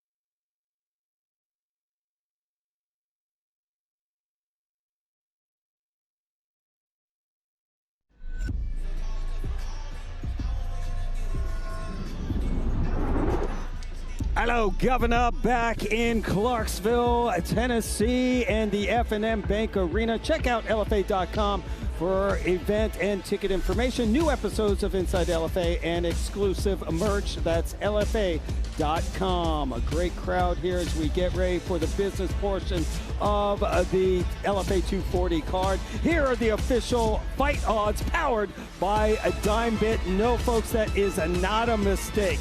Akbar Islomoboev is a minus 5,000 favorite. Wow. And the comeback on Elvis Silva, a plus 940. Cub, you've already called a couple of underdogs coming through tonight. Are you going for this one too, my man? I think this one's just a little closer than that. I think Akbar is definitely talented. I think he had a war last time around with the fighter that's now in the UFC. Exactly. I think he's fought the tougher competition, but I just think Elvis Silva has been traveling all over. He's no slouch. He's definitely got some weapons, and his style is kind of stick and move, so I don't think it'll be, unless he wrestles them like crazy, which he might do. I just think it's slightly closer than that, in my opinion. This would be a huge, huge upset if Elvis Silva is able to pull it off. Let's get the official fighter introductions. Here's Mike. Ladies and gentlemen, now making his way to the LFA octagon, Akbarjon Islomoboev.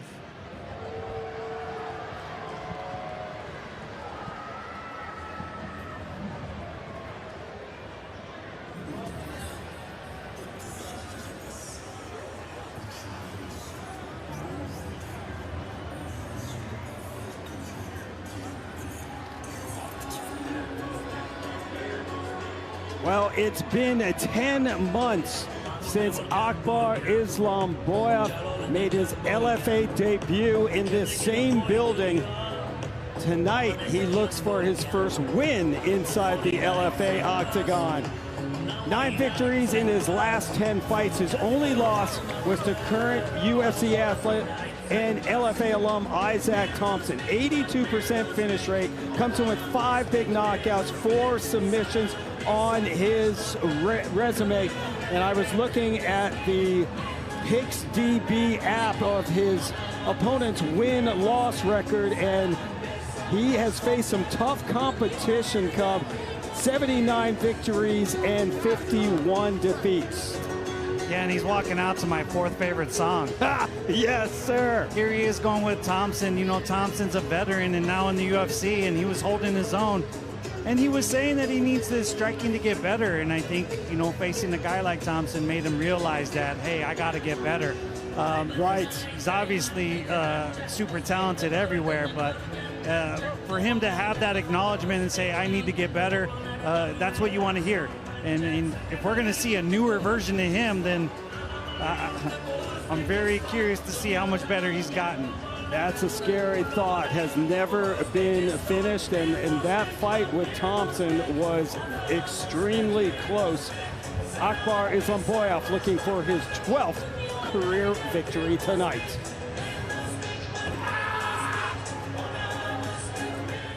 His opponent now making his way to the octagon, Elvis Silva.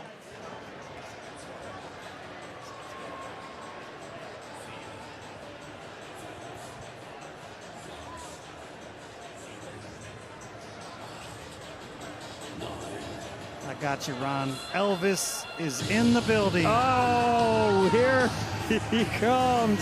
After 3 fights in a row in Europe, you had to do it, didn't you?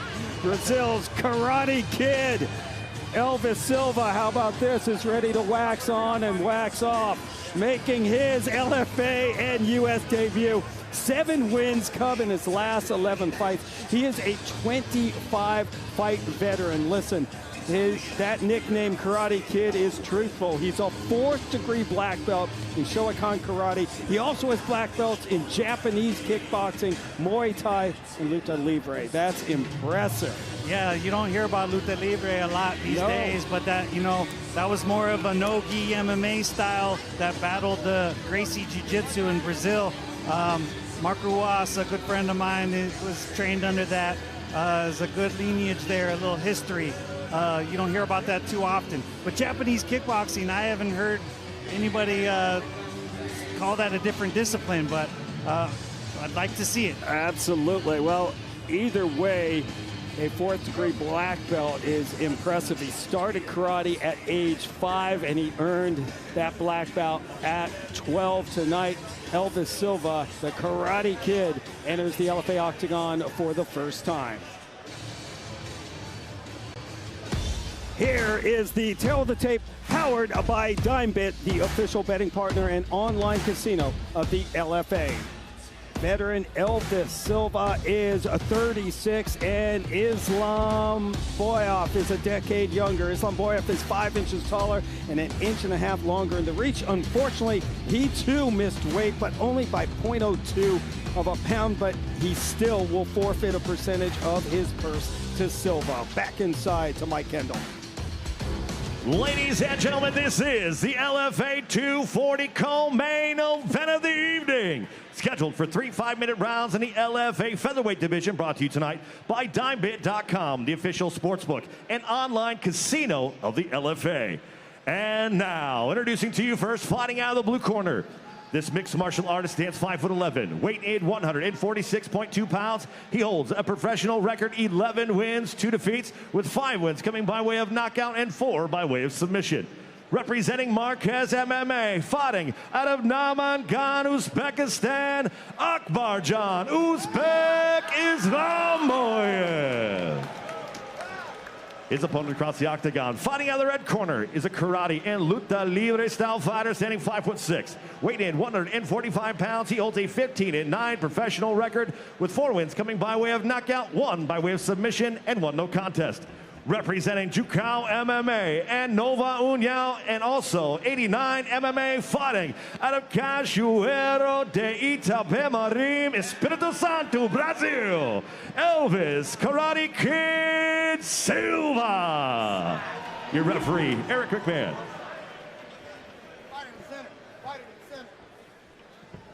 Back up for me.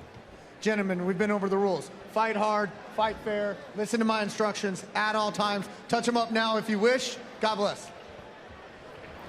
Intense stare down for this LFA 240 co-main event. Eric Silva making his first fight here in the LFA octagon, looking to make it count. Akbar Islomoboev still looking for his first win in the LFA. Ron Kruk and Cub Swanson with you. This is the LFA 240 co-main event. Yeah, Elvis Silva already landed that first kick, and I could tell it bothered Akbar. That's kind of what he does. He throws light strikes, and he tries to land little like outside kicks and angle off. Oh, there's another one that's doing damage. It absolutely is. You do not want Eric Silva teeing off on your lead leg. A nice jab there from Islomoboev. A nice overhand. Oh, and Silva gets through. He ain't playing.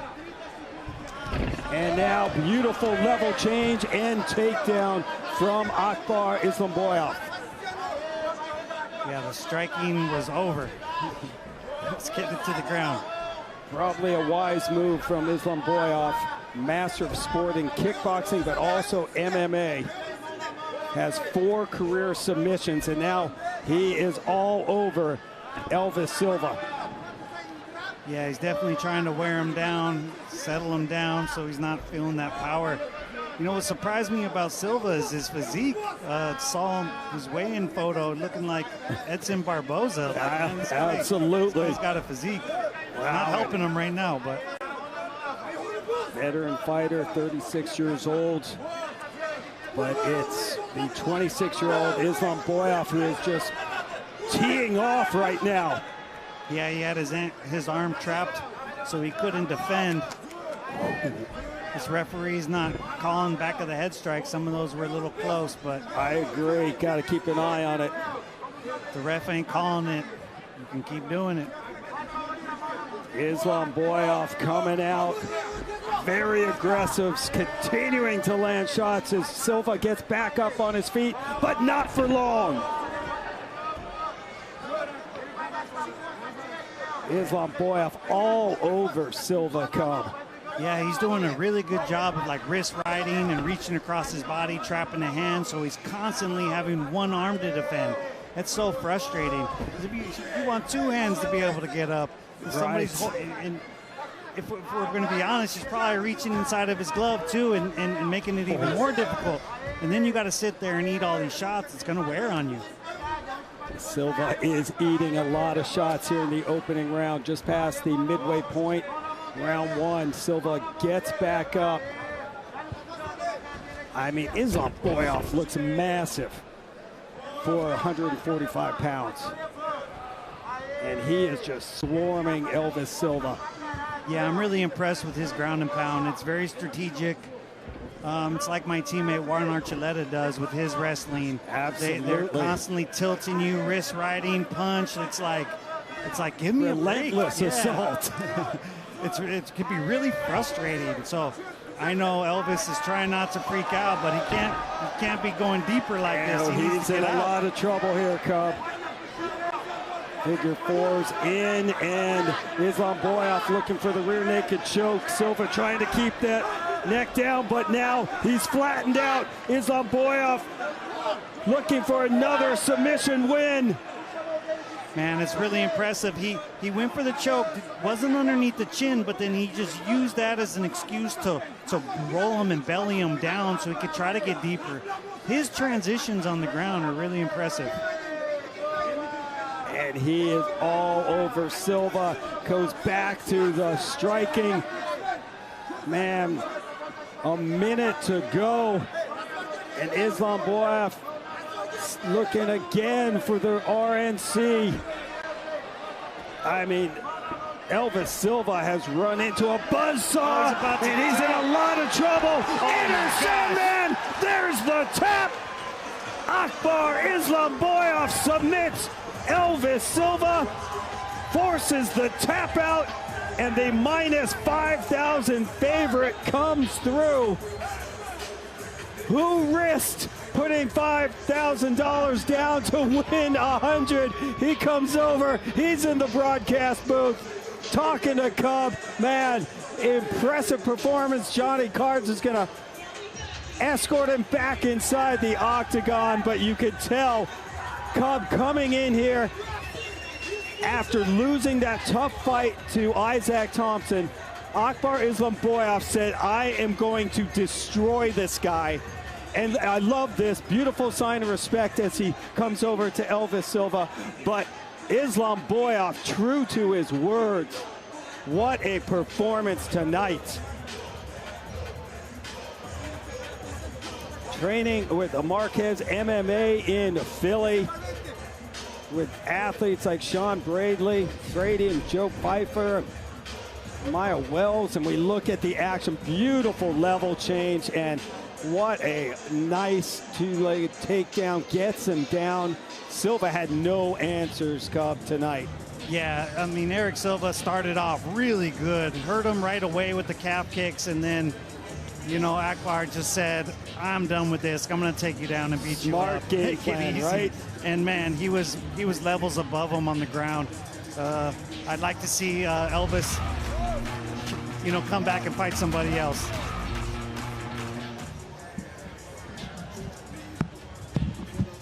Yes, what a performance by Akbar Islomoboev. His 12th career win after coming up short in his LFA debut in this exact same building. Well, he rebounds in a big way. Was true to his word, said, I'm going to take Elvis Silva down and I'm going to pound him out. He softened him up and got the submission win. A tough debut for the Brazilian Elvis Silva. Let's get the official time of the stoppage. Here's Mike. Ladies and gentlemen, your referee, Eric McMahon, calls a stop to this fight. 4 minutes, 13 seconds in the very first round, declaring a winner by tap out. Did you rear naked choke? Akbarjon Uzbek Islomoboev. Rebounds in a major way, grabs his first promotional win and puts the featherweight division on notice. Akbar Islomoboev, he's standing by with Cub Swanson. Cub. All right, I'm here with Akbar. Akbar, you said you were going to smash him. Yeah. And you did. That was a great performance. As soon as it hit the ground, you took over. What do you think of your performance? Hey, Tennessee, this is Uzbek power, motherfucker! I want to ask something. Danava, Sean Shelby, I know you're going to see this. I am still here, and I just got my 12th finish. I am still here, and I'm hungry. I am ready for the next level. Here's the crazy part. I am from Uzbekistan, and I know Uzbekistan, UFC coming to Uzbekistan next year, 2027. Fighting in the UFC, that's been my dreams since I was a kid. So Dana, Sean Shelby, give me fucking contract. I am ready. And give this Uzbek kid a chance. What? I am not asking you to change my life for me. I am asking you, give me the opportunity to change it myself. Well, you guys heard it. Thank you, Akbar. Thank you, Tennessee. I love you guys. This is second time. I love you. Thank you. All right, Akbar Islomoboev. Thank you.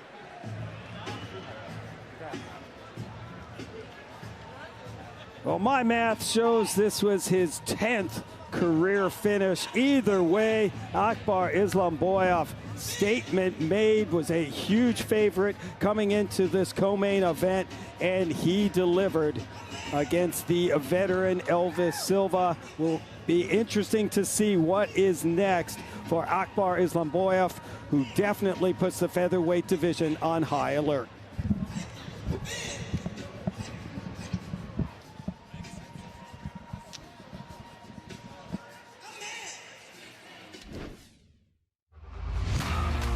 The new king in the middleweight division will be crowned on Friday, October 23rd, when two powerhouses collide at LFA 244, when the former Oklahoma wrestler Jake Woodley throws down with the surging Zane Havener for the 185-pound strap. Woodley enters the bout riding the momentum of the fastest knockout in LFA history, a stunning 4-second finish of David Wright, while Havener pulled off a huge upset when he submitted Andrew Stewart back at LFA 235 in June. The newly retired UFC icon and LFA broadcaster Gilbert Burns spoke with both title challengers. Or if Woodley wants to fight, let's go. You ain't knocking me out in 5 seconds. Let's go. You know what? I have another question, but come here, Woodley, the milkman. That's an amazing fight. You know, both guys look good tonight. Woodley with a crazy first round, 4-second finish. And Havener with a submission. Good fight for you guys. Give me that face off.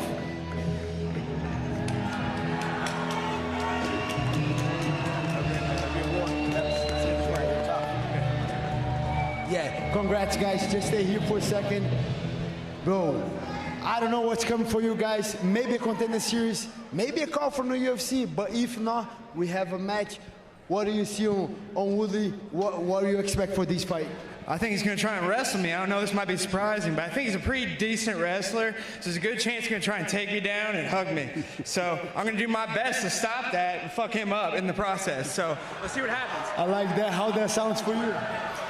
He's got a great chin. That was a great war, his fight, so I know we'd put on a show. And of course, I'm going to try to wrestle him, but maybe I'll knock him out in 4 seconds. Who knows? I got that shot in hell, baby. That's a fight right there, guys. One more face-off.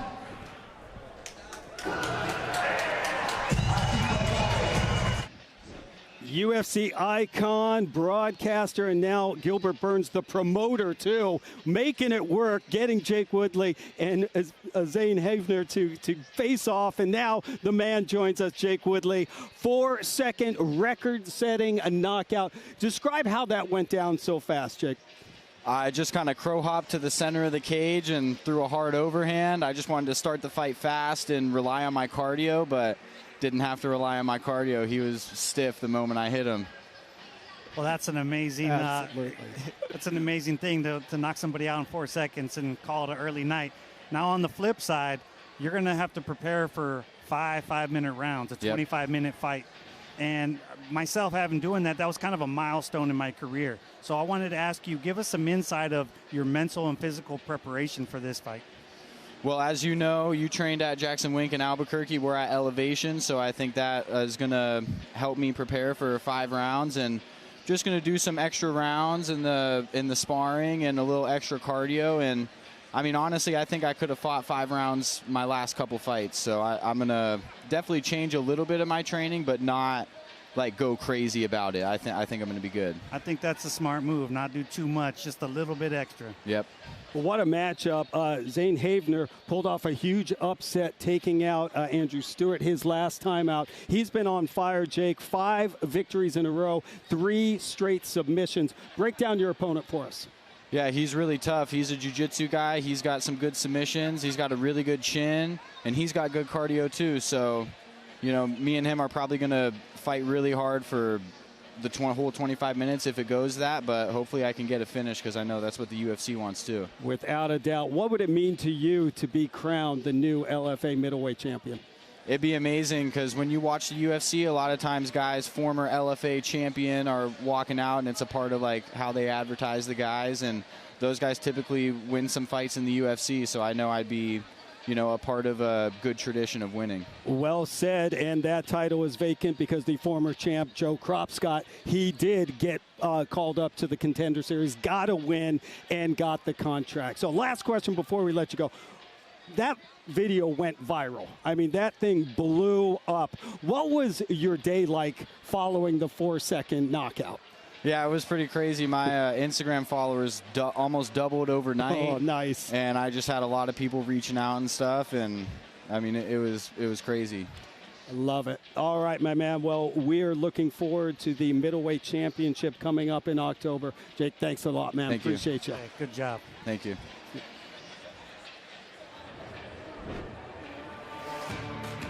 It's time for the LFA number 240 marquee fight of the night, when Tennessee product representing Nashville MMA, Dedrek Break-'em-Down Sanders gets his first main event and eyes his third consecutive victory. He squares off with Luis Iron Tiger Gomez. Originally from Cuba, he is now training out of Denver, Colorado, and looks to make an immediate impact in the lightweight division. Don't go anywhere. A possible future lightweight title fight hangs in the balance next. This is LFA number 240.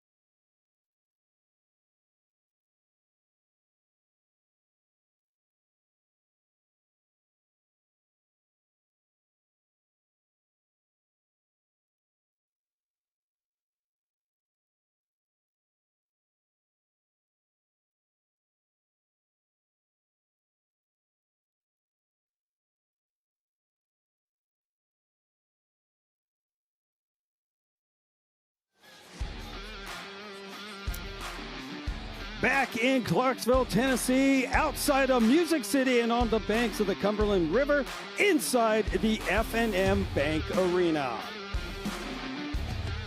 Marquee fight of the nighttime. Ron Kruk and the UFC Hall of Famer Cub Swanson with you. And you've got some history here in the Volunteer State, right? You fought in Nashville before. Yeah, I was lucky enough to headline in Nashville. I was trying to look at the date, maybe 2017, 2018. Okay. Yeah, and it was quite an experience. I loved the town.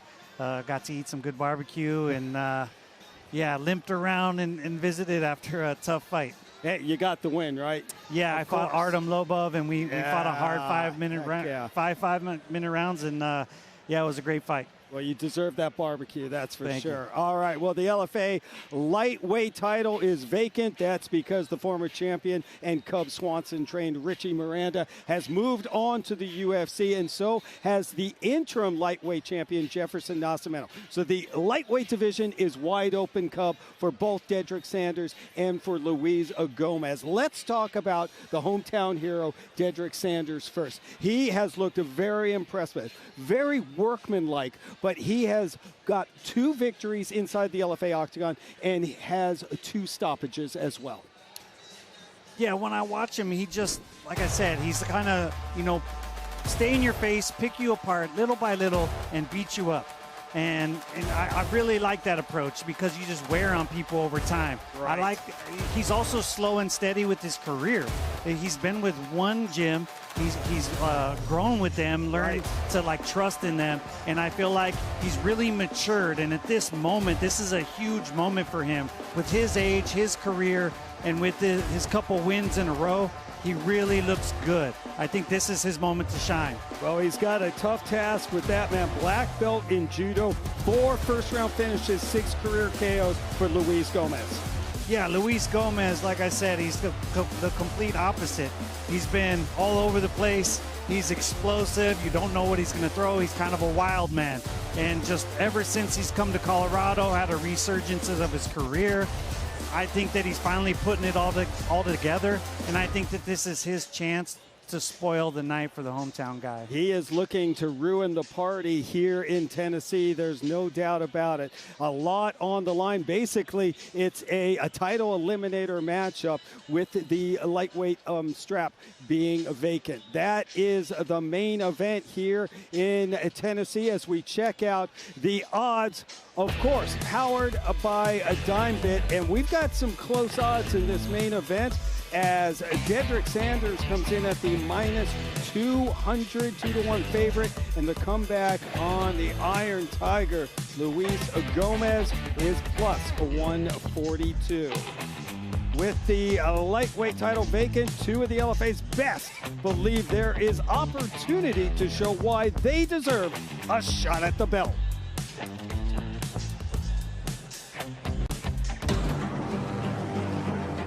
Man, that home crowd energy just gives you that extra push you didn't know you had. Hi, my name is Dedrek Sanders, and I'm gonna be fighting in the main event in my home state. The whole crowd's gonna be with me.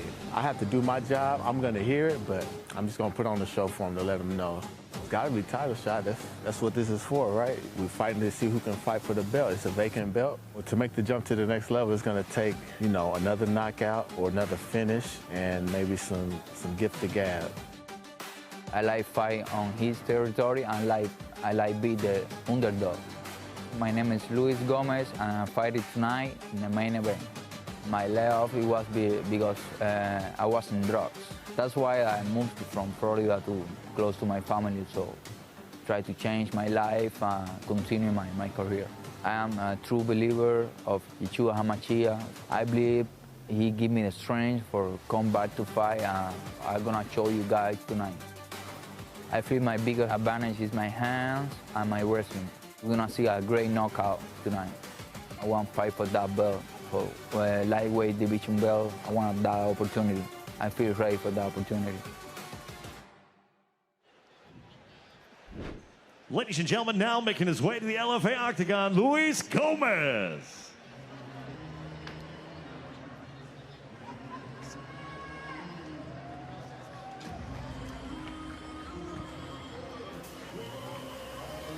Riding back-to-back wins after almost a 4-year layoff. Cuba's Luis Gomez gets a main event honors in his second LFA appearance, 1-0 record. 6 career knockouts, 1 submission.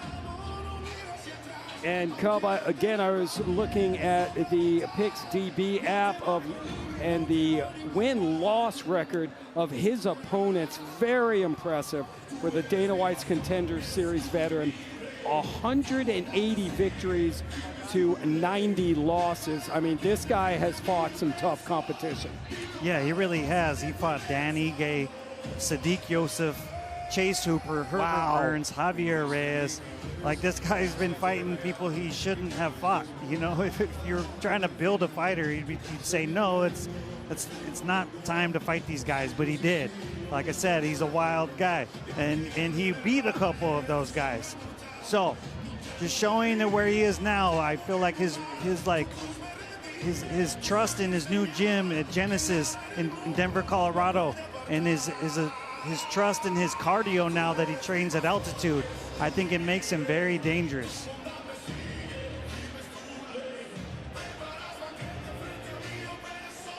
His opponent now making his way to the octagon, Dedrek Sanders.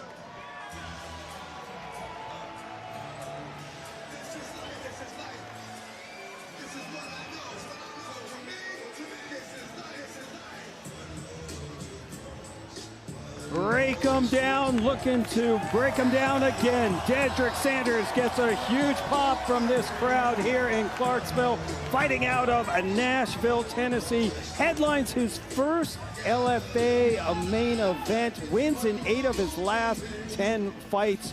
Last 2 victories, both via workmanlike 3rd round TKOs, but he has finishes in his last 5 wins, Cub. 4 of those via knockout and 1 submission. His last decision win was all the way back in 2022.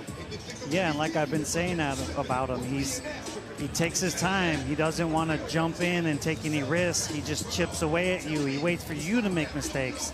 And I think that just shows maturity. He's stuck with one team his whole career, and he's got a lot of trust in them. And yeah, he's doing such a great job. And you mentioned it, Cub, one team. He's been with Nashville MMA and head coach Dustin Ortiz, and a great team that they have put together here in Tennessee, Ronnie Lawrence and others. They have gone 4-1 tonight. Stewart was the only loss for Nashville MMA, but Dedrek Sanders could make it a very impressive 5-1 record for them tonight as he enters into the octagon in front of the hometown fans.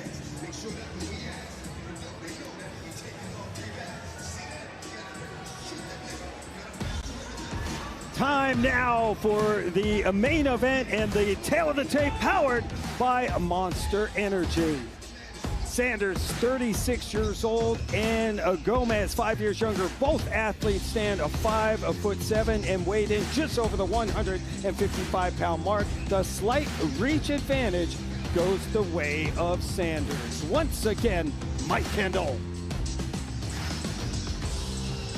Ladies and gentlemen, this is the LFA 240 main event of the evening.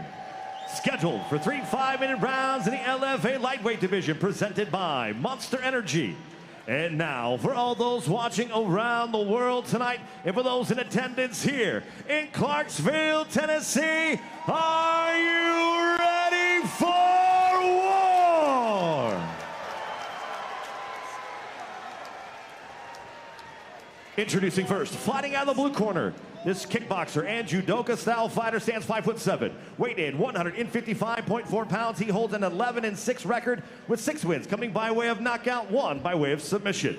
Representing Genesis Training Academy, fighting out of Denver, Colorado, by way of Ciego de Avila, Cuba, Iron Tiger Luis Gomez. His opponent across the octagon, fighting out of the red corner, is a freestyle fighter standing 5'7", weighed in 155.2 pounds. He holds an 11-5 professional record with 6 wins, coming by way of knockout, 2 by way of submission. Representing Nashville MMA, fighting out of Nashville, Tennessee, Dedrek "Break 'em Down" Sanders. Your referee for the main event, Luke Wilson. You've been given your instructions. Keep it clean. Obey my commands at all times. Touch gloves now if you wish to do so. Return your corners. A lot on the line in the LFA lightweight division. Dedrek Sanders looking for a huge win in front of the hometown fans. Ready to crash the party is Luis Gomez. We are underway, scheduled for 3 5-minute rounds in the lightweight division. Yeah, these guys are fighting in the open stance, so they're both carrying their power on the same side. Nice kick from Gomez, attacking that lead leg of Sanders. I think that's the right approach. If somebody's going to be taking their time with you, it's like, okay, we'll throw some power shots on the outside, kind of speed things up a little bit. I like that jab from Gomez and kick from Sanders.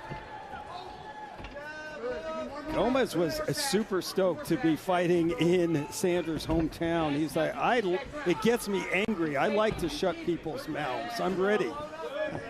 Said he predicts a knockout. Said he's going to be very aggressive and use his boxing. And now Sanders comes in. Oh! Sanders drops Gomez! An opportunity for Dedrek Sanders. What a shot! Well, that's a big moment for him right now. It's like, okay, who has the power? Absolutely. And now Sanders punching his way in, but Gomez tosses him down.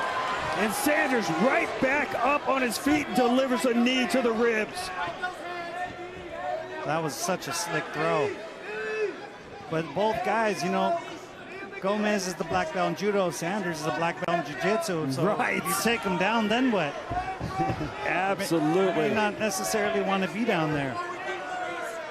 I liked when Sanders was saying, listen, I want another finish. I might get crazy with some Muay Thai, watch my elbows and knees.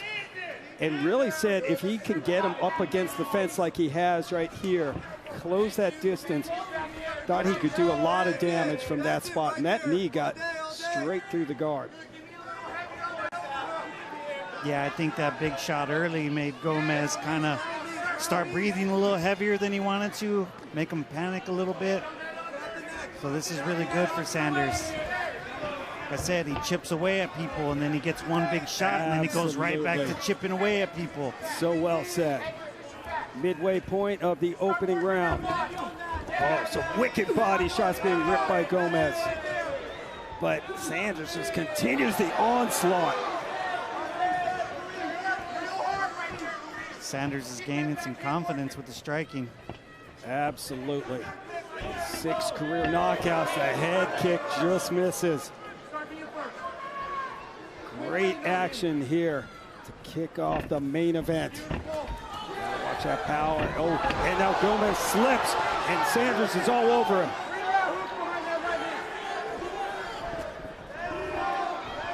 Yeah, that's the second time Gomez has slipped, and it's kind of made him fall into a bad position. He's got to get that under control.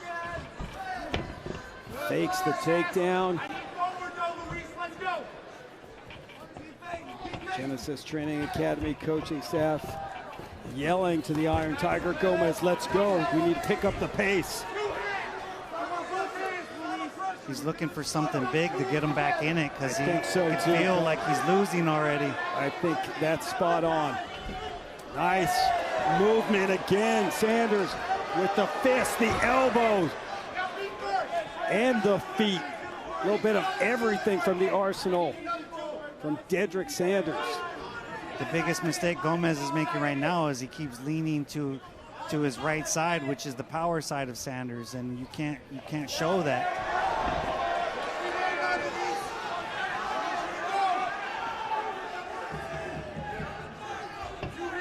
Coming up on 45 seconds, the opening round, and so far a big round for Dedrek Sanders, outstriking Gomez 30-8 and landing 76% of his strikes thrown. He just looks so calm in there right now. Does. He's in the zone. He's just very simple. And that's what we saw in his last fight, where he got the third round TKO win. Kiyose. He just was all business-like, Cub, you know? Very calm, very patient. And then to be able to end the fight was impressive. Single leg takedown from Gomez, scramble, and we will move on to round 2. I like that takedown, but it looked a little desperate. Well, and I agree. I think Luis Gomez had to do something to kind of break it up. We'll see what the approach is here in the second round, with Sanders outstriking Gomez 36-10. Yeah, see, he was slipping and then he got caught. He can't do that. He can't be falling over the place. He's too dangerous. There's the throw. That was beautiful. But he wasn't able to stay on top. Yeah, that was a big escape for Sanders to get back up so quickly. There's the other slip, Cup. Yeah, and Sanders is just like, his eyes are on.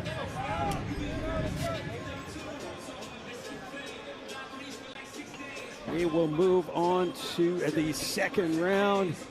Veteran LFA ring girl Kayla, Miss Nevada, getting us set here for round number 2.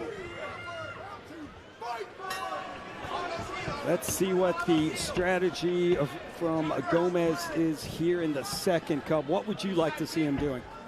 From Sanders? Gomez. From Gomez, he needs to get some respect right away. He hasn't landed anything like really, too clean. He's kind of winging. He's taking bit, and then he's getting countered. Oh, the counters! Yes, absolutely. This is what Sanders does. Is he kind of just? Oh my God! Kick delivered from Sanders. Gomez is in trouble, Cub. He's back up, but the onslaught continues from Dedrek Sanders. And see how calm Sanders is? His eyes are on, he's patient, he's like, I'm gonna get the finish. It doesn't have to be right now, but it's gonna happen. Oh, nice elbow, drops Gomez. He's in a lot of trouble. Taking his time as Dedrek Sanders, combinations being thrown. Yeah, the nickname, break him down, that's what he does, man. 100%. You could tell right now Gomez is in the mindset of I'm trying to survive. And he needs to get back some control, but right now Sanders is just in such good control right now. He looks like he's about to win. Man, he said to watch my elbows, and he is true to his word right now. Comes back, and Gomez just is a step behind. Another knee. Oh man, Sanders is nasty in the clinch tonight, ripping body shots. Breaking him down, as Cub said. But look how accurate he's being. Absolutely landing 79% of his strikes thrown. This is a striking clinic right now. But you cannot count out Luis Gomez. 6 career knockouts. All it takes is one big shot. Oh my gosh! And Gomez is coming back.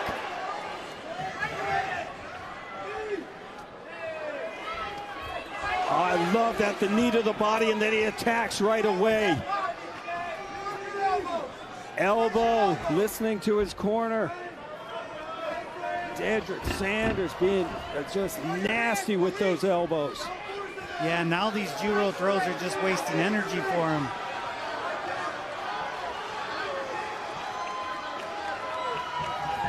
Past the midway point of the second round.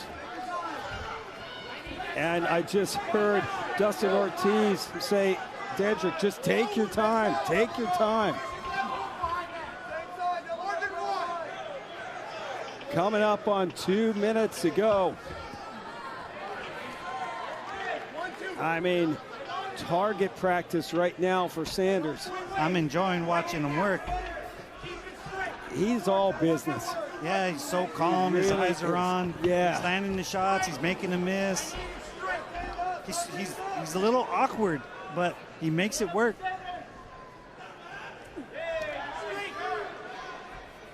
I think Sanders is going to have to go to the body because Gomez is just tough, man. Absolutely. He's got some whiskers on him.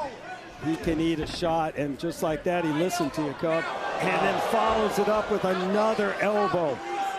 Man, how tough is Luis Gomez eating those shots? I knew this was going to be a great fight. Yeah, this was a UFC caliber matchup, no doubt about it. Yeah, Shout out to our matchmaker, Mark Berry, for this one. 2 guys that have been willing to fight anybody, and it's their night to shine. Absolutely. And they're giving it their all. You know, I was talking about Gomez's opponent's win-loss record. Sanders is up there too, 140 wins for his opponents, 86 losses.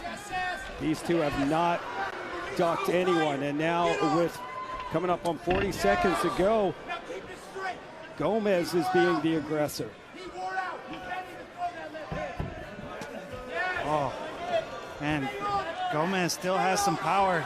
I think he needs to save it, save his energy, and just try to counter him with these big, because he still has power. And now Gomez pressing forward. But you see how he keeps dipping? Yes. Oh, he got rocked again. He's hurt. Yeah, both fighters landed, but it looked like Gomez took the brunt of it. Time winding down here in the second. And he's wobbly. He sure is. Horn sounds, and we will move on to the final round. And Sanders continues to put on a striking clinic. He is out-striking Gomez 80-20, Cup. Wow. Wow. And he blocked that. Yes. Yeah, I mean, blocking strikes doesn't stop the impact. It takes the blunt of it off, but it can still hurt you, and obviously he was wobbled after that. If his hand wasn't up, that would have been bad. And there was a nice straight right from Gomez, backing Sanders up. Hey, if listen, he's training in Colorado, his cardio is up there. If Gomez can attack here in the third round, he still has a puncher's chance, no doubt about it. Oh, he definitely has a puncher's chance, but he needs to be saving his energy and timing it right. Dana White's Contender Series veteran, Luis Gomez, and the hometown hero, Dedrek Sanders. Third and final round, a potential title fight in the future for one of these 155-pounders hangs in the balance. Oh, wicked kick from Sanders. And goes right back to it, and Gomez attacks the body.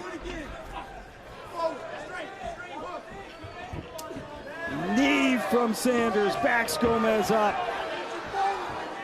And this is a brutal fight. Oh, again. But Gomez continuing to press forward. Sanders stops him in his tracks for a moment. Nice right, and a hook from Gomez. But look at Gomez. I mean, Sanders isn't even breathing heavy. This is what's crazy. And a level change and a takedown attempt from Sanders, and he gets it. Can Gomez get back up? Scrambles up quickly.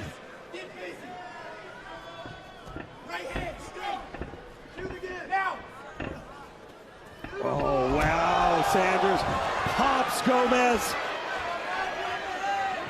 That was such a beautiful combo. He threw a couple jabs, and they weren't committed, and he was waiting for Gomez to throw back. He slipped it and came back and popped him. He baited him for that. That's what I'm talking about. Sanders is just, he's firing off on all cylinders right now. Really is. I think it's time for him to get, definitely get for a title shot or some kind of opportunity, because he looks good. So many LFA former champions have moved on to the UFC, acting like a springboard to the big show, capturing that 155-pound title.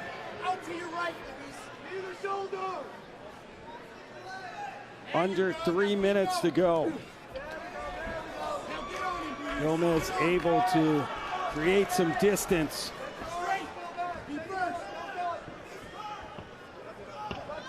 What a high-level fight. Yeah, it is. I like that he's mixing it up, going to the head, going to the body. Yeah, upstairs, downstairs. Got the takedown.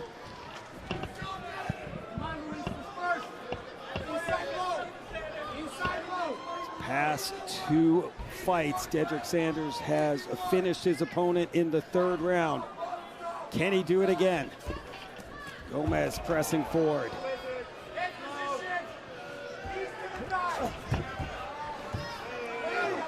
Trip attempt from Sanders.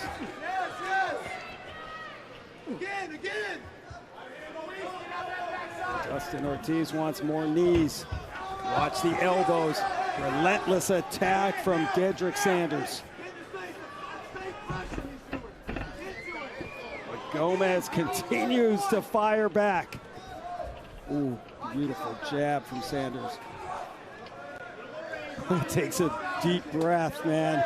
As well he should. He's pacing himself like so well. I love how he punches his way in, but nice takedown from Gomez, but quickly back on his feet is Sanders. Yeah, and at this point, it's kind of wasting energy. Good point. Sanders has Gomez up against the octagon wall right in front of us. 107 strikes to 29. Sanders, as I said, this is a striking clinic. That does not include the elbows. Oh my! Under a minute to go. And Sanders letting his combos go.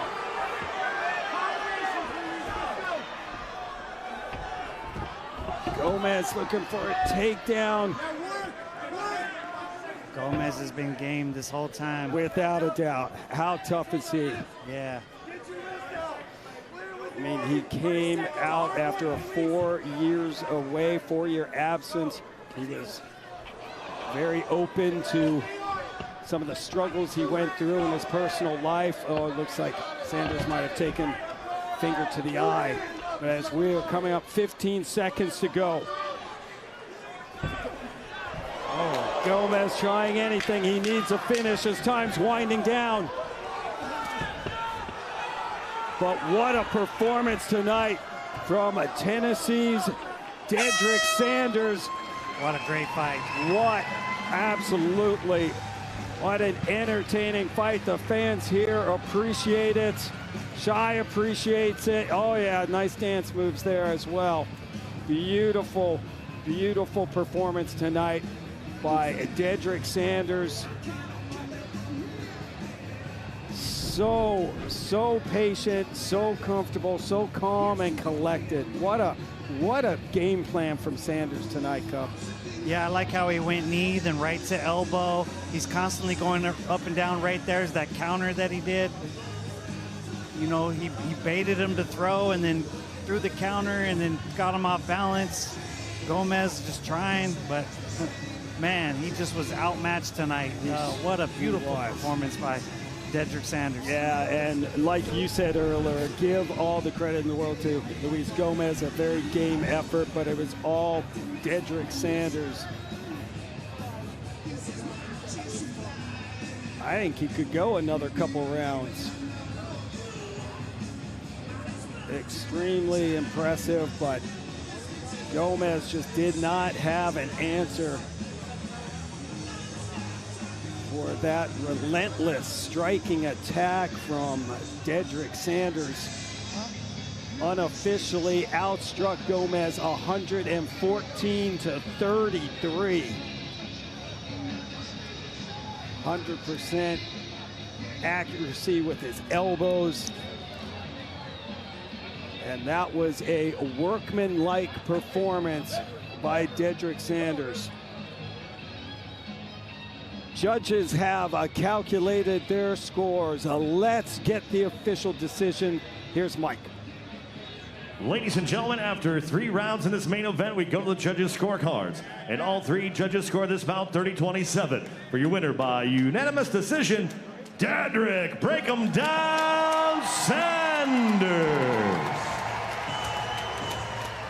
Tennessee's own Dedrek Sanders continues to break him down and impress inside the LFA octagon, earning his 3rd consecutive win in the promotion, 9th in 11 fights. He's standing by with Cub Swanson. All right, I'm here with Dedrek Sanders.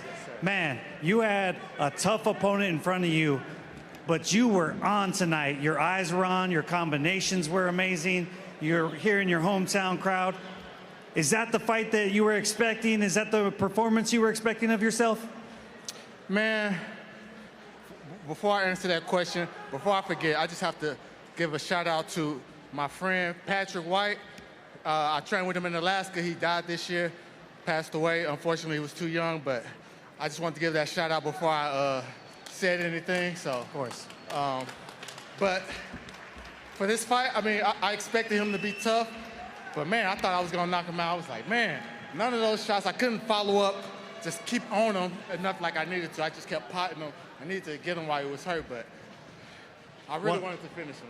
Well, I understand that. I think if you watch it back, you'll be real proud of your work because it was a great performance. That dude is tough, and you just outclassed him. So, obviously, the title fight is, we don't have a champion at lightweight. Is this something you want? You want to call your shot right now? Hell yeah, man. My next fight, let's fight for the title, man. What's up? What y'all think about that? Let's fight for a title next. Well, you did an amazing job. I look forward to seeing you again. And you guys, let's give it one more round of applause for Dedrek Sanders. Congrats. Big win for Dedrek Sanders. Statement made. We will wrap things up on the other side. Stick around here on Vice TV.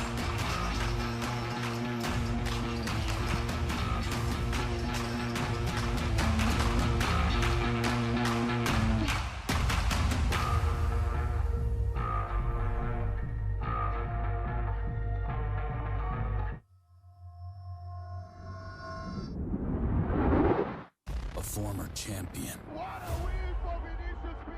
A fighter who has never lost inside the LFA.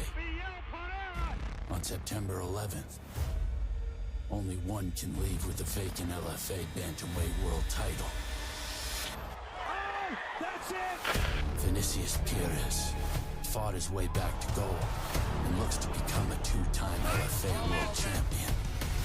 Rafael Pereira looks to keep his perfect LFA record intact and capture his first world title. Will there be redemption? Or a new reign? Find out at LFA 241.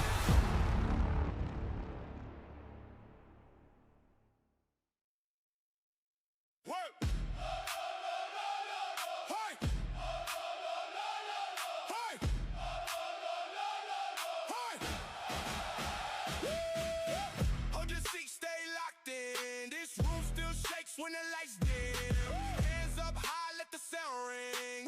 One more round to the cage swing. Feel that pulse, feel that heat. They came for war, not to retreat.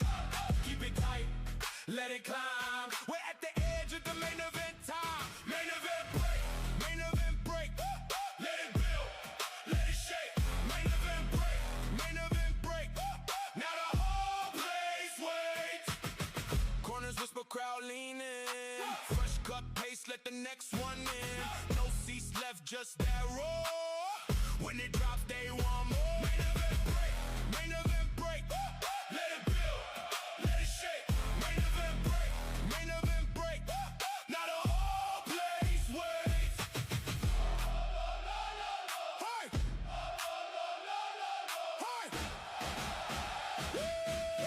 Hold your seat, stay locked in. This room still shakes when the lights dim. Sound ring.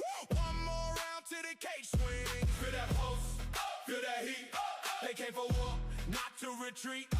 Keep it tight, let it climb. We're at the edge of the main event time. Main event break, main event break. Let it build, let it shake. Main event break, main event break. Now the whole place waits. Corners whisper, crowd leaning. Fresh cut pace, let the next one in. Just that roar. When it drops, they want more. Main event break, main event break. Let it build, let it shake. Main event break, main event break.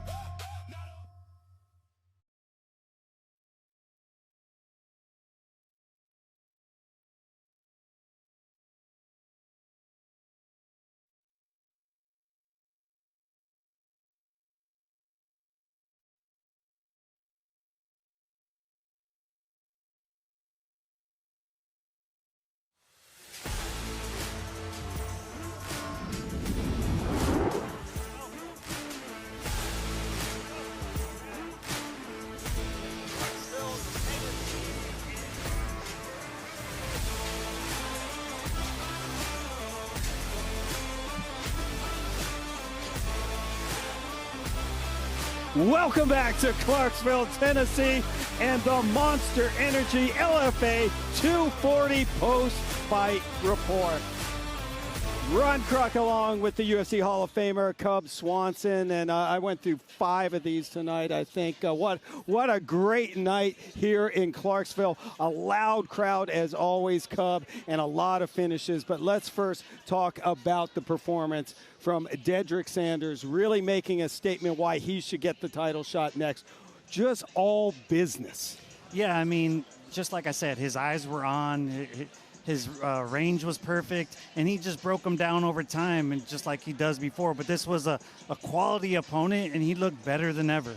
He sure did. And Gomez, as tough as they come. Like, I loved what Dedrek said. I was like, I wanted to finish him. That's the mentality you have. But Luis Gomez, give him a lot of credit. A very game effort from him tonight. Just couldn't get it done. Let's check out now the results here at LFA 240.